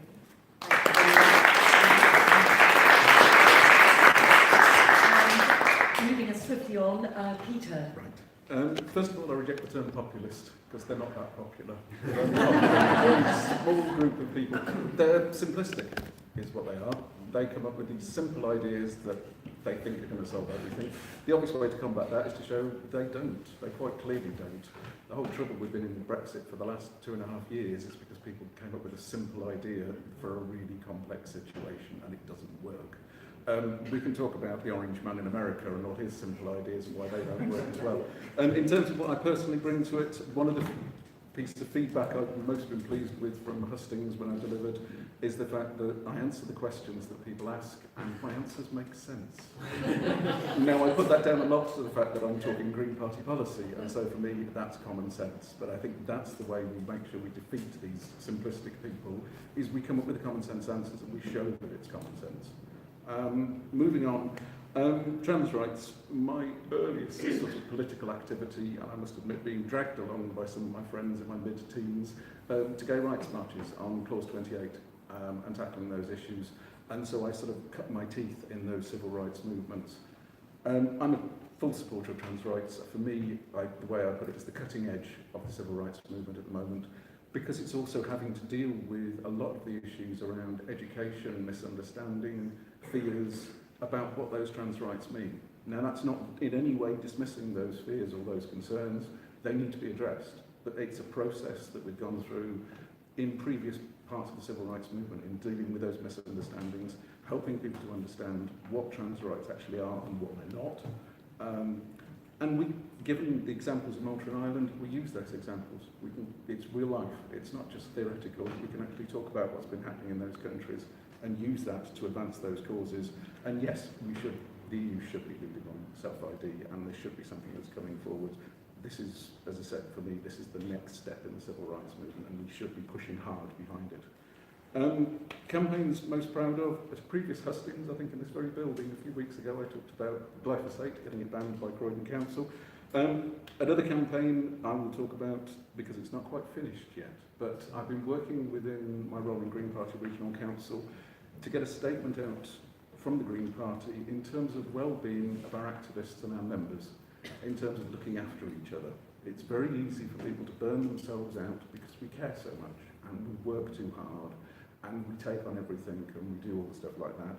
And so, as the nice fluffy party, we should be nice and fluffy and we should be looking after each other, giving people permission to say no and not take on too much work, but also collectively looking after people within our parties and making sure they don't take on too much work. It's not finished yet. Hopefully the statement will be coming out soon, but that's something I'm really proud of. Thank you.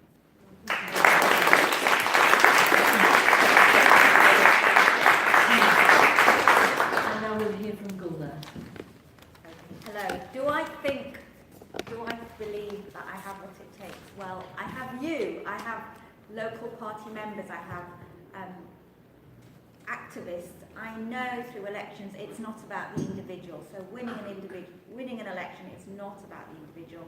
It's about mobilising volunteers to get out on the streets and talk to people and talk to voters. And I feel I'm a team player. I feel I could energise local party members, volunteers, activists, and work collaboratively with others, I can't say that word, and energise a campaign. So I think together, and I know you can't win unless you have people out there supporting you and working with you. So that is my answer to question one. Question two, how would I advance trans rights across Europe? Well, I believe it's a human rights, civil rights issue. There should be no discrimination at all. I would work with groups to advance trans rights. As an MEP, I would join ILGA. I would also, we've seen the examples in Malta and Ireland, so it can be done in EU states, and we can tackle discrimination. But I would also look at the media and work hard at looking at the media. We've seen time and time again the role of the media in victimising people who don't believe a certain way or look a certain way or behave a certain way. I've been on the other side of that, and I think it's important that we tackle not only from a political and a legislative environment, but also a very much a media environment. That's what I'm doing there. And then Greece, to the campaign that I've been most proud of in the last 12 months. The results have come out in the last 12 months. I will say Lambeth, and we are the official opposition on the council. So, but the campaign, the result, it started.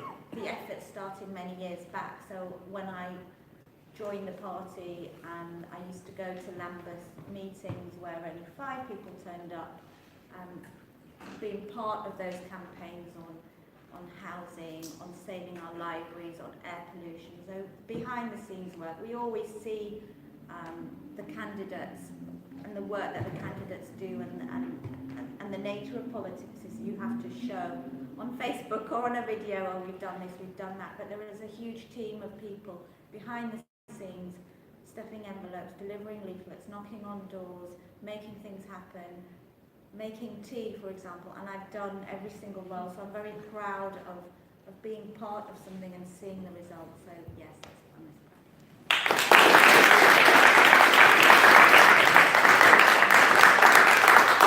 And we have answers to the 3 questions from Shara. Thanks very much, Caroline. So in terms of what makes me think I have what it takes, for me that's a question about belief, conviction, self-belief even. And it absolutely is the case that if you are the lead candidate with a probability or a possibility of being the next Green MEP, you need to have that belief and conviction, and I do have that. And I know how hard it is for us to get those MEP seats. I was there with Jean when she was elected the last 3 times, and I could see it's by no means a foregone conclusion. So I hope I have that visibility. But just to echo what's already been said, absolutely, we get our conviction and we get our mettle from green policy and green politics. That's what's given us our conviction. When people come to me and they say, could you give me some tips on to combating the emergency, which isn't Brexit, but it's climate change. In terms of trans rights, as we know, trans rights are civil human rights. And I am the best friend of the trans person. Let me tell you why.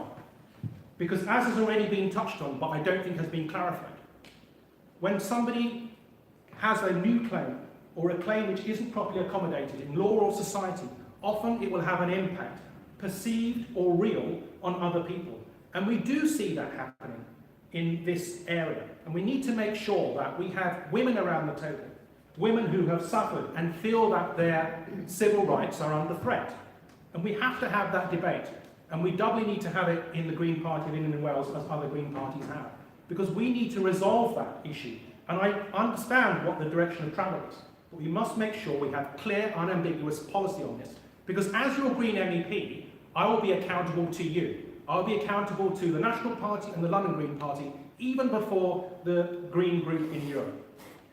Finally, in terms of a campaign, many of the campaigns that each of us are passionate about and mobilise people around take much more than 12 months. And the thing that one campaign which I have most identified is the justifiable backlash against the Islamophobic prevent policy. The way it has been institutionalised is beyond repair. And with all my speaking engagements, with my campaigning locally, in my anti-racist speeches, one of the main areas of campaigning has been to try and reform that. And I would say in the last few months, when finally the government has relented and said we need a review, that is something that I'm proud of and I've helped push for within the party. Thank you.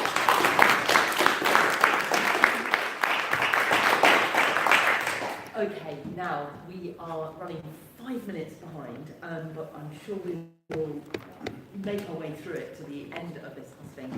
We are now going to hear a summing up, 3 minutes from each candidate, and use your 3 minutes to tell the audience and the people watching on the live stream and the people who might watch the live stream later anything that you think that you haven't yet had a chance to say because of the questions that have come out.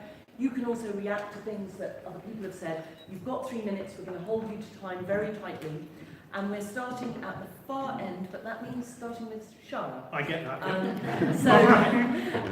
Shara, you have your 3 minutes. Over to you. Fairness is fairness. I'd like to start by elaborating a little bit on my experience. I think that's very important because whoever were to front, shall we say, the European election for London needs to have experience, tenacity, and have the wheels well oiled, so to speak. So, during the referendum, I was at the City of London with Jean and others, and we could see the votes coming in, and it was absolutely devastating. Around about 3 a.m.,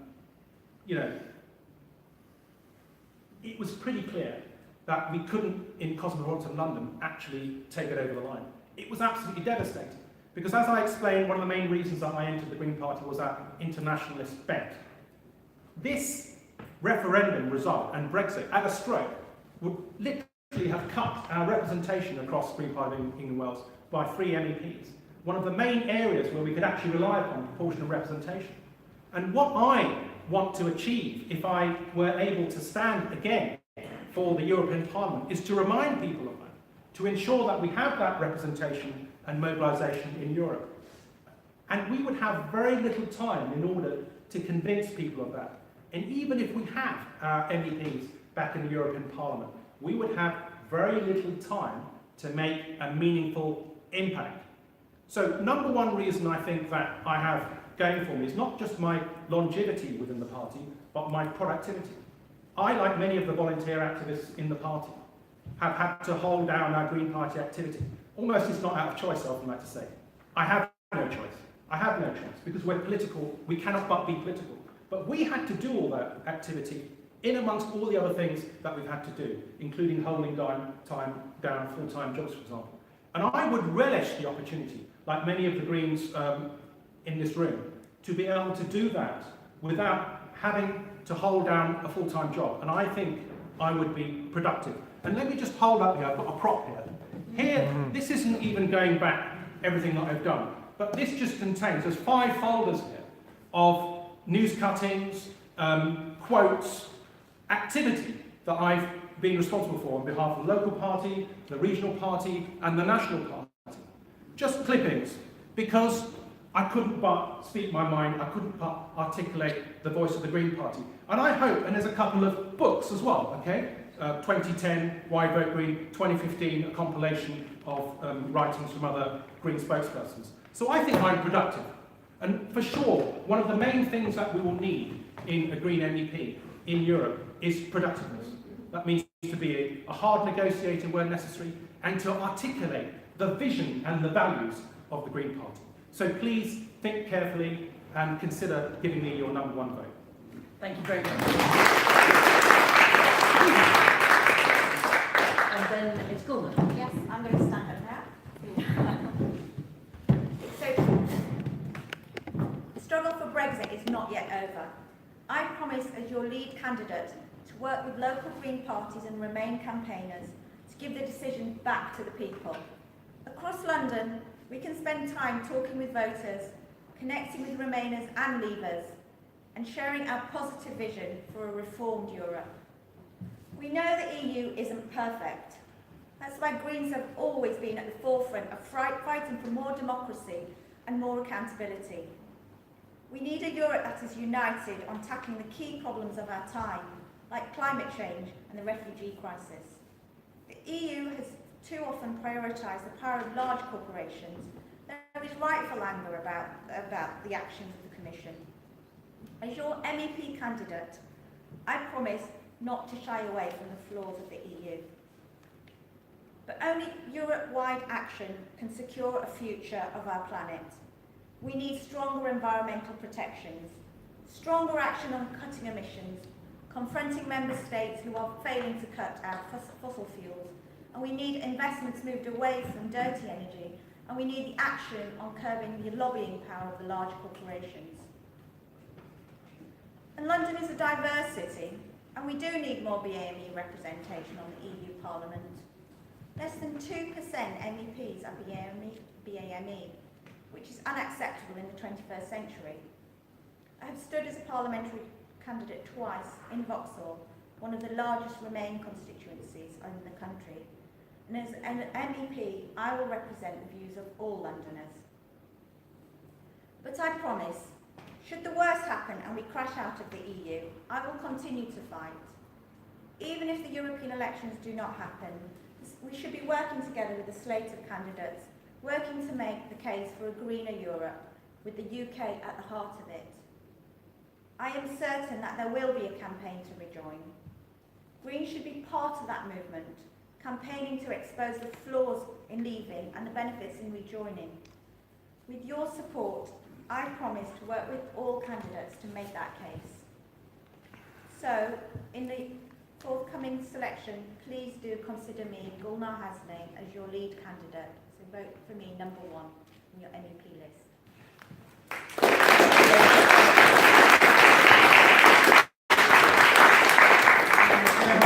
We're going to hear from Peter. Thank you. I always find this bit really difficult because I find it difficult promoting myself because it's not my view of politics. Politics shouldn't be about individuals. I hate personality politics with individuals just telling people how things should be. For me, politics is about bringing people together. It's about having that diversity of voices, that collaborative nature. We make better decisions the more diverse voices we have involved because we get those different perspectives. So it shouldn't be about individuals, which is why I love the European Union, as I've said before. It's about bringing those different voices together, getting those different people together to make good decisions. And working across the parties, as I said, as an MEP, we won't be in charge, we won't be forcing things through, we have to work with people to actually make this happen and find common ground and bring people together. That's particularly important in this country at the moment. The referendum in 2016, regardless of the point that it was fraudulent and corrupt and all the rest of it, the advice of the advisory referendum was that the country is split. And I think it's been dreadful the way, particularly on the right wing, but some on the left, have turned it into winners and losers. It isn't about winners and losers, it's about having different perspectives on what we think of the European Union. And as Caroline Lucas, I think, brilliant in the work she started doing, listening to leaders, I think that's vitally important. People have quite justifiable reasons why the EU hasn't worked, and I agree with a lot of them. We're not about keeping it as it is. We must campaign to remain in the European Union, but to reform it, to make it work better. As I said earlier, the European project can be a powerful force for good. It isn't always at the moment. As I said in my article, Greece being a classical example of where it's really not worked well. We need to sort of listen to the people who have those concerns and bring them along with us. In terms of what I can bring as a candidate, as I've discussed, I've done some work in Europe as a civil servant. I spent many years in the civil service, mostly in Westminster. I'm a member of the Green MEP Advisory Board, so I have a very little experience of some of the work of what our MPs have been doing up till now. So I have some knowledge and experience to bring with it. To be fair, and I think this is true for all of us as candidates, becoming an MEP would be a huge learning experience. We've got a lot to learn. And as I said earlier, I might try and get hold of Jean's phone number if I believe it. We have a lot to learn. I learn things quickly. It's one of the things I pick up, so I hopefully can do that. I think my main thing is this collaborative approach. I think it's ideally suited my way of working in politics works with the MEP model. In the elections, we'll be standing as a group, not as individuals. People vote for the party, not for individuals. And so I think working as a group of candidates is how we're going to be successful. I'd love to lead that campaign, so I'm asking you to put me at the top of your list of candidates if you would. Thank you.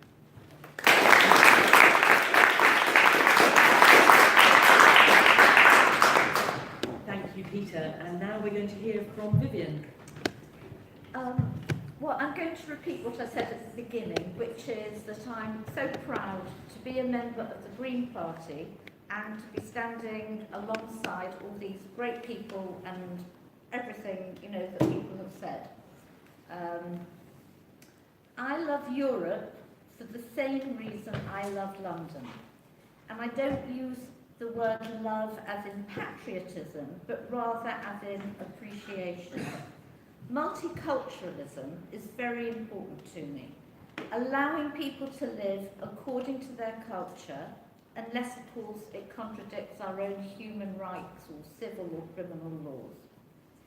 I love that London is made up of different villages, each with its own atmosphere, each with its own culture. In some places, when you look at Edgware Road, Golders Green, Southall, and all the other little villages that London's made up of. I love that each of these villages is made up of a mixture of economic classes, that expensive properties are a hop, skip and a jump away from social housing, unlike Paris, for example, with the more expensive properties within and the deprived banlieue without. That mix doesn't only benefit social cohesion, it also helps maintain the local environment.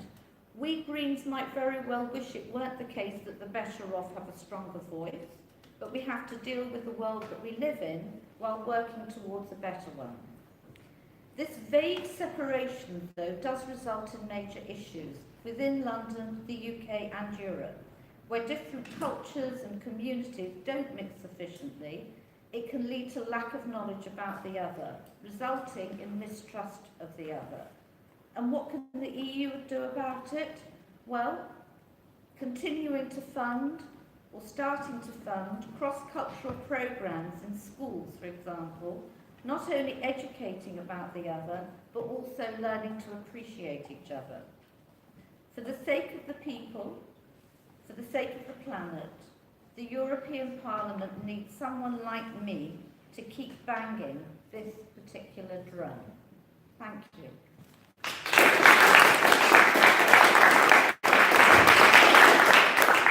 Thank you, Vivian. And we're now going to hear from Sam Murray. Thank you. This year, I don't believe it's good enough to be just European. I don't think it's good enough to say we want to stop Brexit, and I do not think it's good enough to just say we want change. We have to be brave this year, and we have to act. If selected to be on the London European list, I want to help present a vision of the Europe that we want to become. A Europe where we clearly say that nobody is illegal, and we find safe ways for people to migrate into the European Union. A Europe where we recognise ourselves as the sum of our cultural parts and celebrate the immense and wonderful identities we have across Europe. I also want to see Europe where we believe in our young people. I believe young people are political, and I believe young people can make change if they are empowered to do so. And we need to have votes at 16, we need to have candidacy, but we also need to invest in young people being able to act in their own communities. If I was selected as your MEP, I want to draw on my experience working within the Green Party for the past 7 years. I've been a member of the International Committee. I currently sit on the board of the Federation of Young European Greens, and I've also been sitting as the co-chair of the Young Greens as well, campaigning during the Brexit referendum, but also campaigning for important issues such as recognising that people come into our country and people are not numbers, and challenging this ideology around migration that exists. If selected, I want to fight for a social Europe, a sustainable Europe, and a welcoming and inclusive Europe. But there is something that we can do, regardless of the Brexit vote. There is a way we can actually take action. We can still be part of this European election no matter what the outcome. And I want everybody in this room today to commit to asking all of the Europeans living in our wonderful city of London to vote Green and to campaign and lobby for them to vote Green in their respective countries as well. We cannot forget this during this potential election. We cannot forget that we also have the power to help shape the Green Europe as well. I want you all to join me. I want you all to be brave, and I want you all to join me in acting together for the future of Europe. And that is why I'm asking for your vote. So please vote Sam for Europe.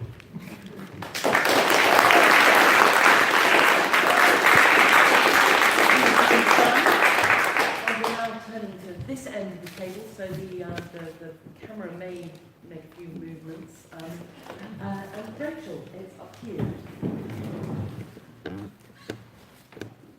So, while I have thoroughly enjoyed listening to all my colleagues here and to some of you today, I'm actually disappointed and a little bit worried. Why? Because there's a giant hole in this discussion, and that hole is Northern Ireland. Why has no one mentioned it?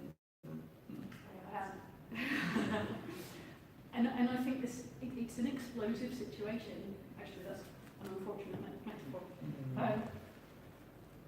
It's a complex, intractable issue, and our first reaction can sometimes be to ignore such issues and deny that they exist. But there is a solution, and it lies in listening and in mediation and in working together, even with people with whom we disagree with every fibre of our being. And I have experience of working with such people. It's basically the opposite of Theresa May's approach, which, as Jenny Jones wrote in The Independent a few days ago, is an absolute failure of leadership. So, moving on, why should you consider putting me at the top of your list when you vote? One of the things that I bring to the table is my experience. And every time I've stood for the Green Party at local, regional and national level, I've won the highest number of votes ever for the Greens in that area. So my goal is to win not just one, but 2 Green MEPs for London. And that seems impossible. But getting the banks to write a cheque for hundreds of millions of pounds to local authorities also seemed as impossible as getting toothpaste out of a tub of hummus. But it will happen, and keep your eye on what happens in the courts. So, Gulnar said something very wise, and that is, it is our job as MEP candidates, one of our primary jobs, to motivate volunteers and to get people out on the streets. And what I would like you to do, when you decide who to vote for, and I really don't envy your decision, because we have such a diverse and brilliant range of candidates here, consider who is able to motivate you best. Who gives you the most energy? If I'm elected, I will make this about you, about listening to you, and particularly those of you who have been marginalised by the current system. We have a huge opportunity right now when people are fed up with a failure of leadership in Labour and a failure of leadership in the Conservative Party. Greens can provide that leadership. And my goal is to paint a vision for London in the EU that generates hope and energy, and I will only be satisfied with at least 2 Green MEPs for London.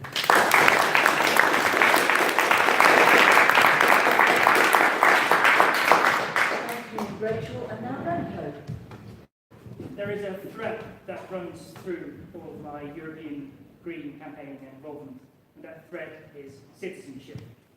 From the very beginning in my involvement in Green parties, I was part of a group within the European Green Party that campaigned within that party to let people be members directly of a European Green Party rather than to be represented by delegates of their own party. And that is a really important thing, because it is the idea that we all need to have, that we are citizens, not just of our own cities and of our countries, but also citizens together with all Europeans of this European Union, that makes us care for and embrace the big issues that we are talking about. One of the reasons that the majority of the people in this country voted to leave in 2016 is that their EU citizenship was not something that they particularly knew or valued.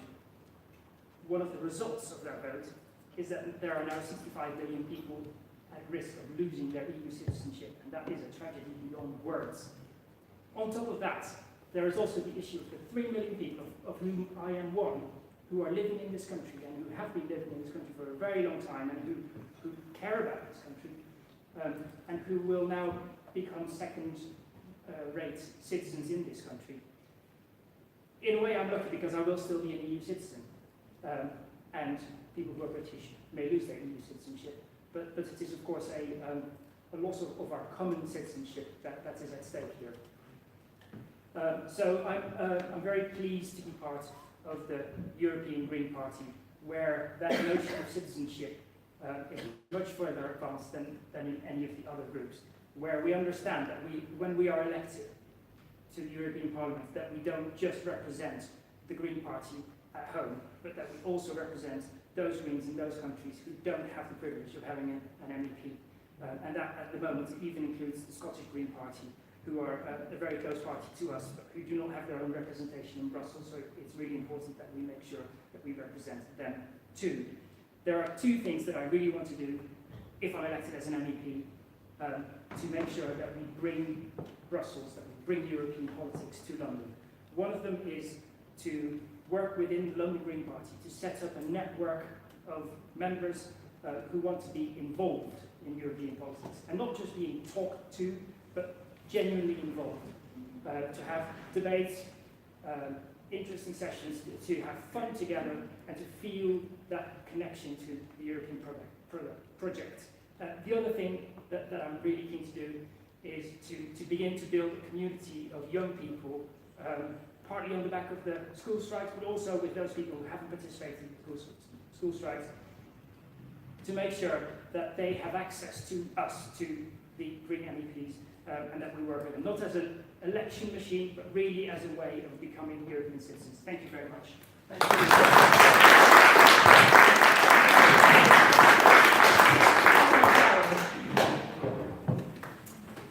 Well, as you all know, the status quo is broken.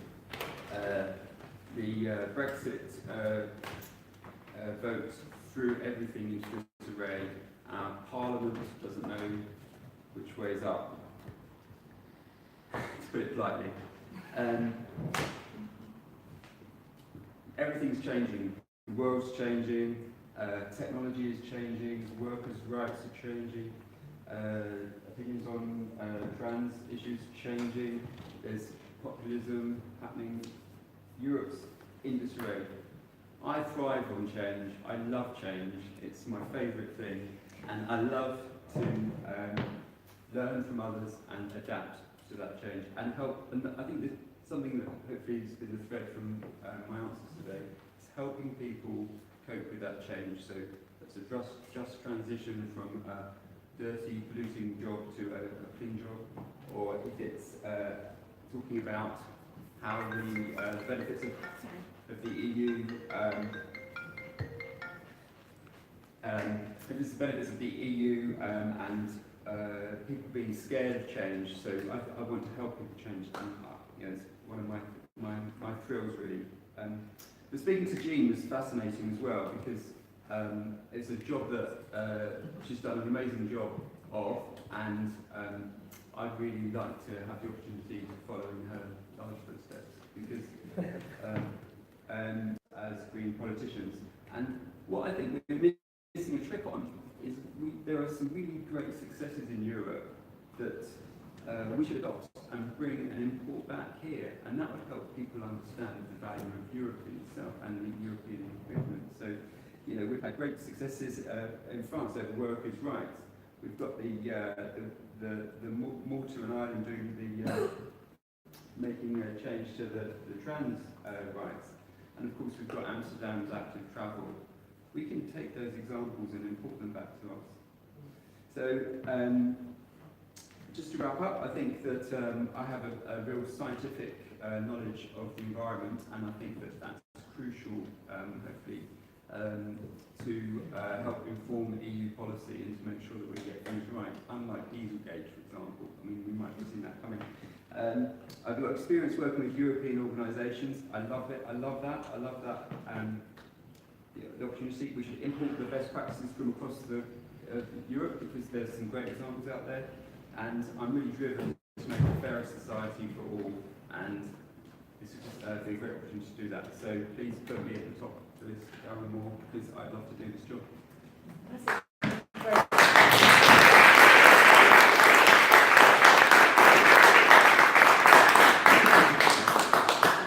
Two more candidates still to hear from, and Kirsten, I'm giving you the floor.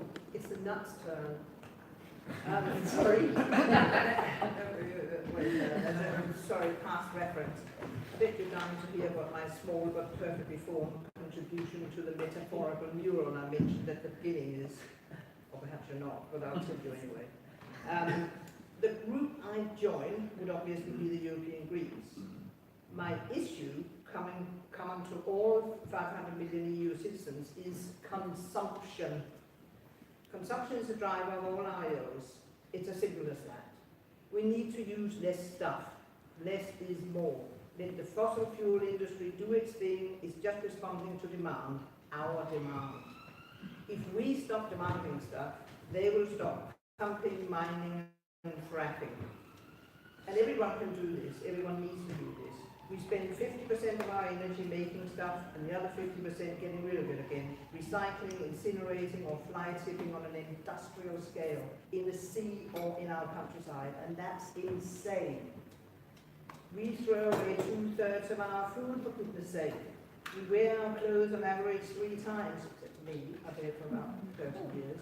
We pour away hundreds of liters of clean, expensively treated water every day. It's just not okay, people. Growth purely to satisfy shareholders is immoral. We need a completely new set of incentives for workers and owners of capital alike. Let's be bold. Let's tax company travel out of existence and make video conferencing tax deductible instead. Stop flying flowers from Kenya, use flowers from Kent, and give Kenya the funds to invest so they can stand on their own 2 feet. However many millions of feet there are in Kenya, 100 million. Let's eat, let's meet, let's stop making thousands of gallons of almond milk, using up millions of gallons of precious water in the process. Let's drink less almond milk instead. Less is more. Let's make bling unfashionable, just like the fur trade became practically extinct when enough trendsetters turned their backs, in a very graphic terms. Together we can stop the grotesque overconsumption which is killing us and killing the planet, and we must. As Greens, we have the means and the morals to get this ball rolling. No other set of politicians has the guts to tackle growth. Labour parties are wedded to the trade unions, Conservative parties are hot to corporate funding. Only the Greens are clean. And that's a unique political asset, one we must maximize to the full. Our Green European colleagues, 52 MEPs, 18 countries, 5 regions, will run plenty of policies we can join and support. And if we lead on cutting consumption, they will join us too. So let's start turning around this supertanker today. Thank you.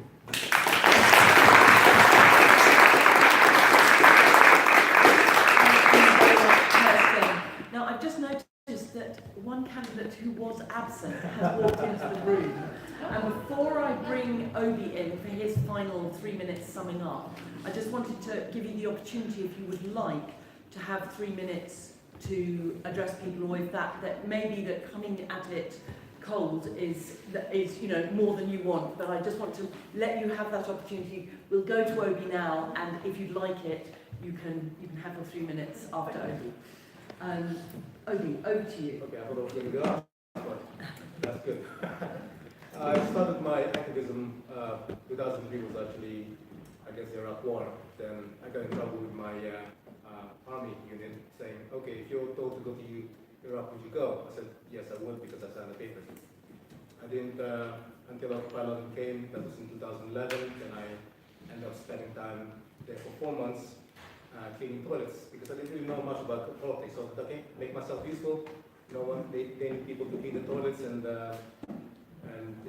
sweep the streets. I'm game for that.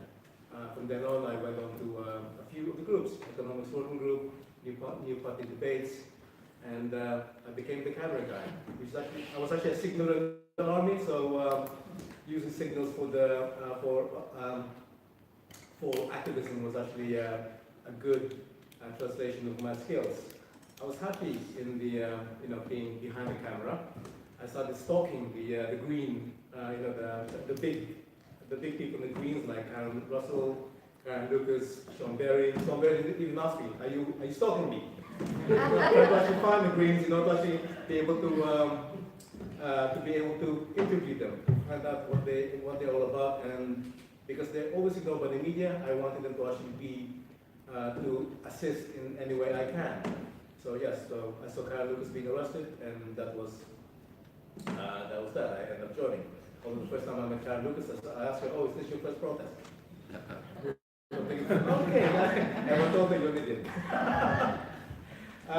And again, so in my manifesto, it's about 5 points. Arms trade to 1 million climate jobs, stopping Brexit, human rights. Unfortunately, yes, because of Shamima Begum and Sajid Javid, my citizenship is now second class. I've been arrested twice. Theoretically, the government can just turn around and say, okay, you're not being deported.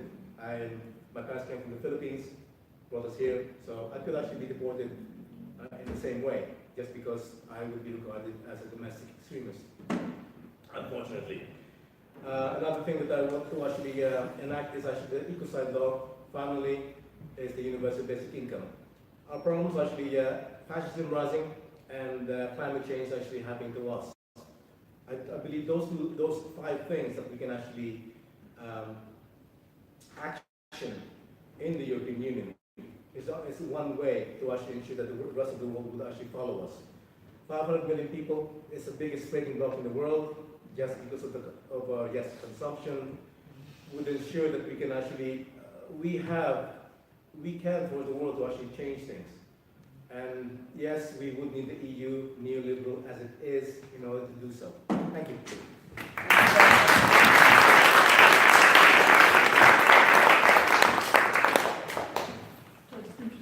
Yes. Fantastic. Oh, that's so kind. Thank you. Yes, do you want to take place at the panel? So this is Eleanor, whose statement I read out earlier, who has been working all day. Over to you. 3 minutes. Thank you very much for the chance to speak. I won't impose on you because I feel that this time in the Hustings should be about summing up the conversations that you've had. And I really usually enjoy Hustings very much. I like the sense of dialogue, and coming from a theatrical background, having to think on my feet. But I have been talking all day. I've been audio describing for blind and partially sighted people, as you heard. Through that work, I've had a direct involvement with EU exchange programs. I took part in a trip with French, Italian, and Spanish audio describers. And that's something where it'd be very easy to dismiss it as a nice jolly for the people who went on it. We all went to Paris. We spent a lot of time learning about each other's working practices. And I know my practice has changed through it, but I also know of Spanish cities where they never had any theatrical provision for blind and partially sighted people. But now they do, because people actually came, saw it in practice, saw how it practically works, because it's a bit confusing, how is this going to happen? But they also saw the difference that it makes for blind and partially sighted people. So I feel that, in that sense, I have a sense of what European exchanges can mean. Part of the Erasmus, Grundtvig, dozens and dozens of different programs, and thousands of people have benefited from them. I've also been part of the Union Internationale de la Marionnette, which is a puppet organisation, which sounds very dodgy, but it is actually to do with marionettes, puppets, and it was founded again after the Second World War in fact earlier, it was founded in the First World War as a peace organisation. So that kind of international multilingual context is really one in which I feel very at home and very much enlivened. So I'm so sorry that I wasn't with you earlier today, but thank you for the chance to just introduce myself, and I'd be very happy to stay around and answer any questions.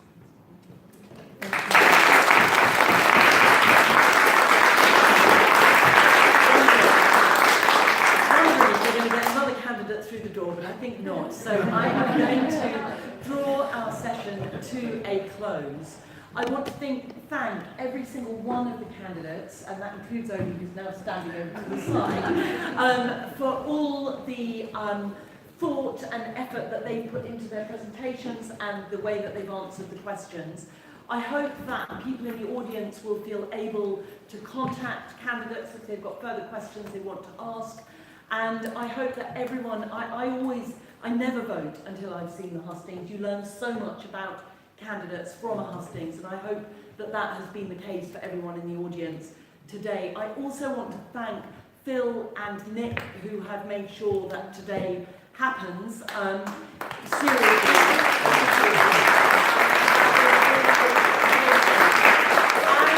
I want to just take another opportunity to say thank you to Jean, because Jean has been our MEP.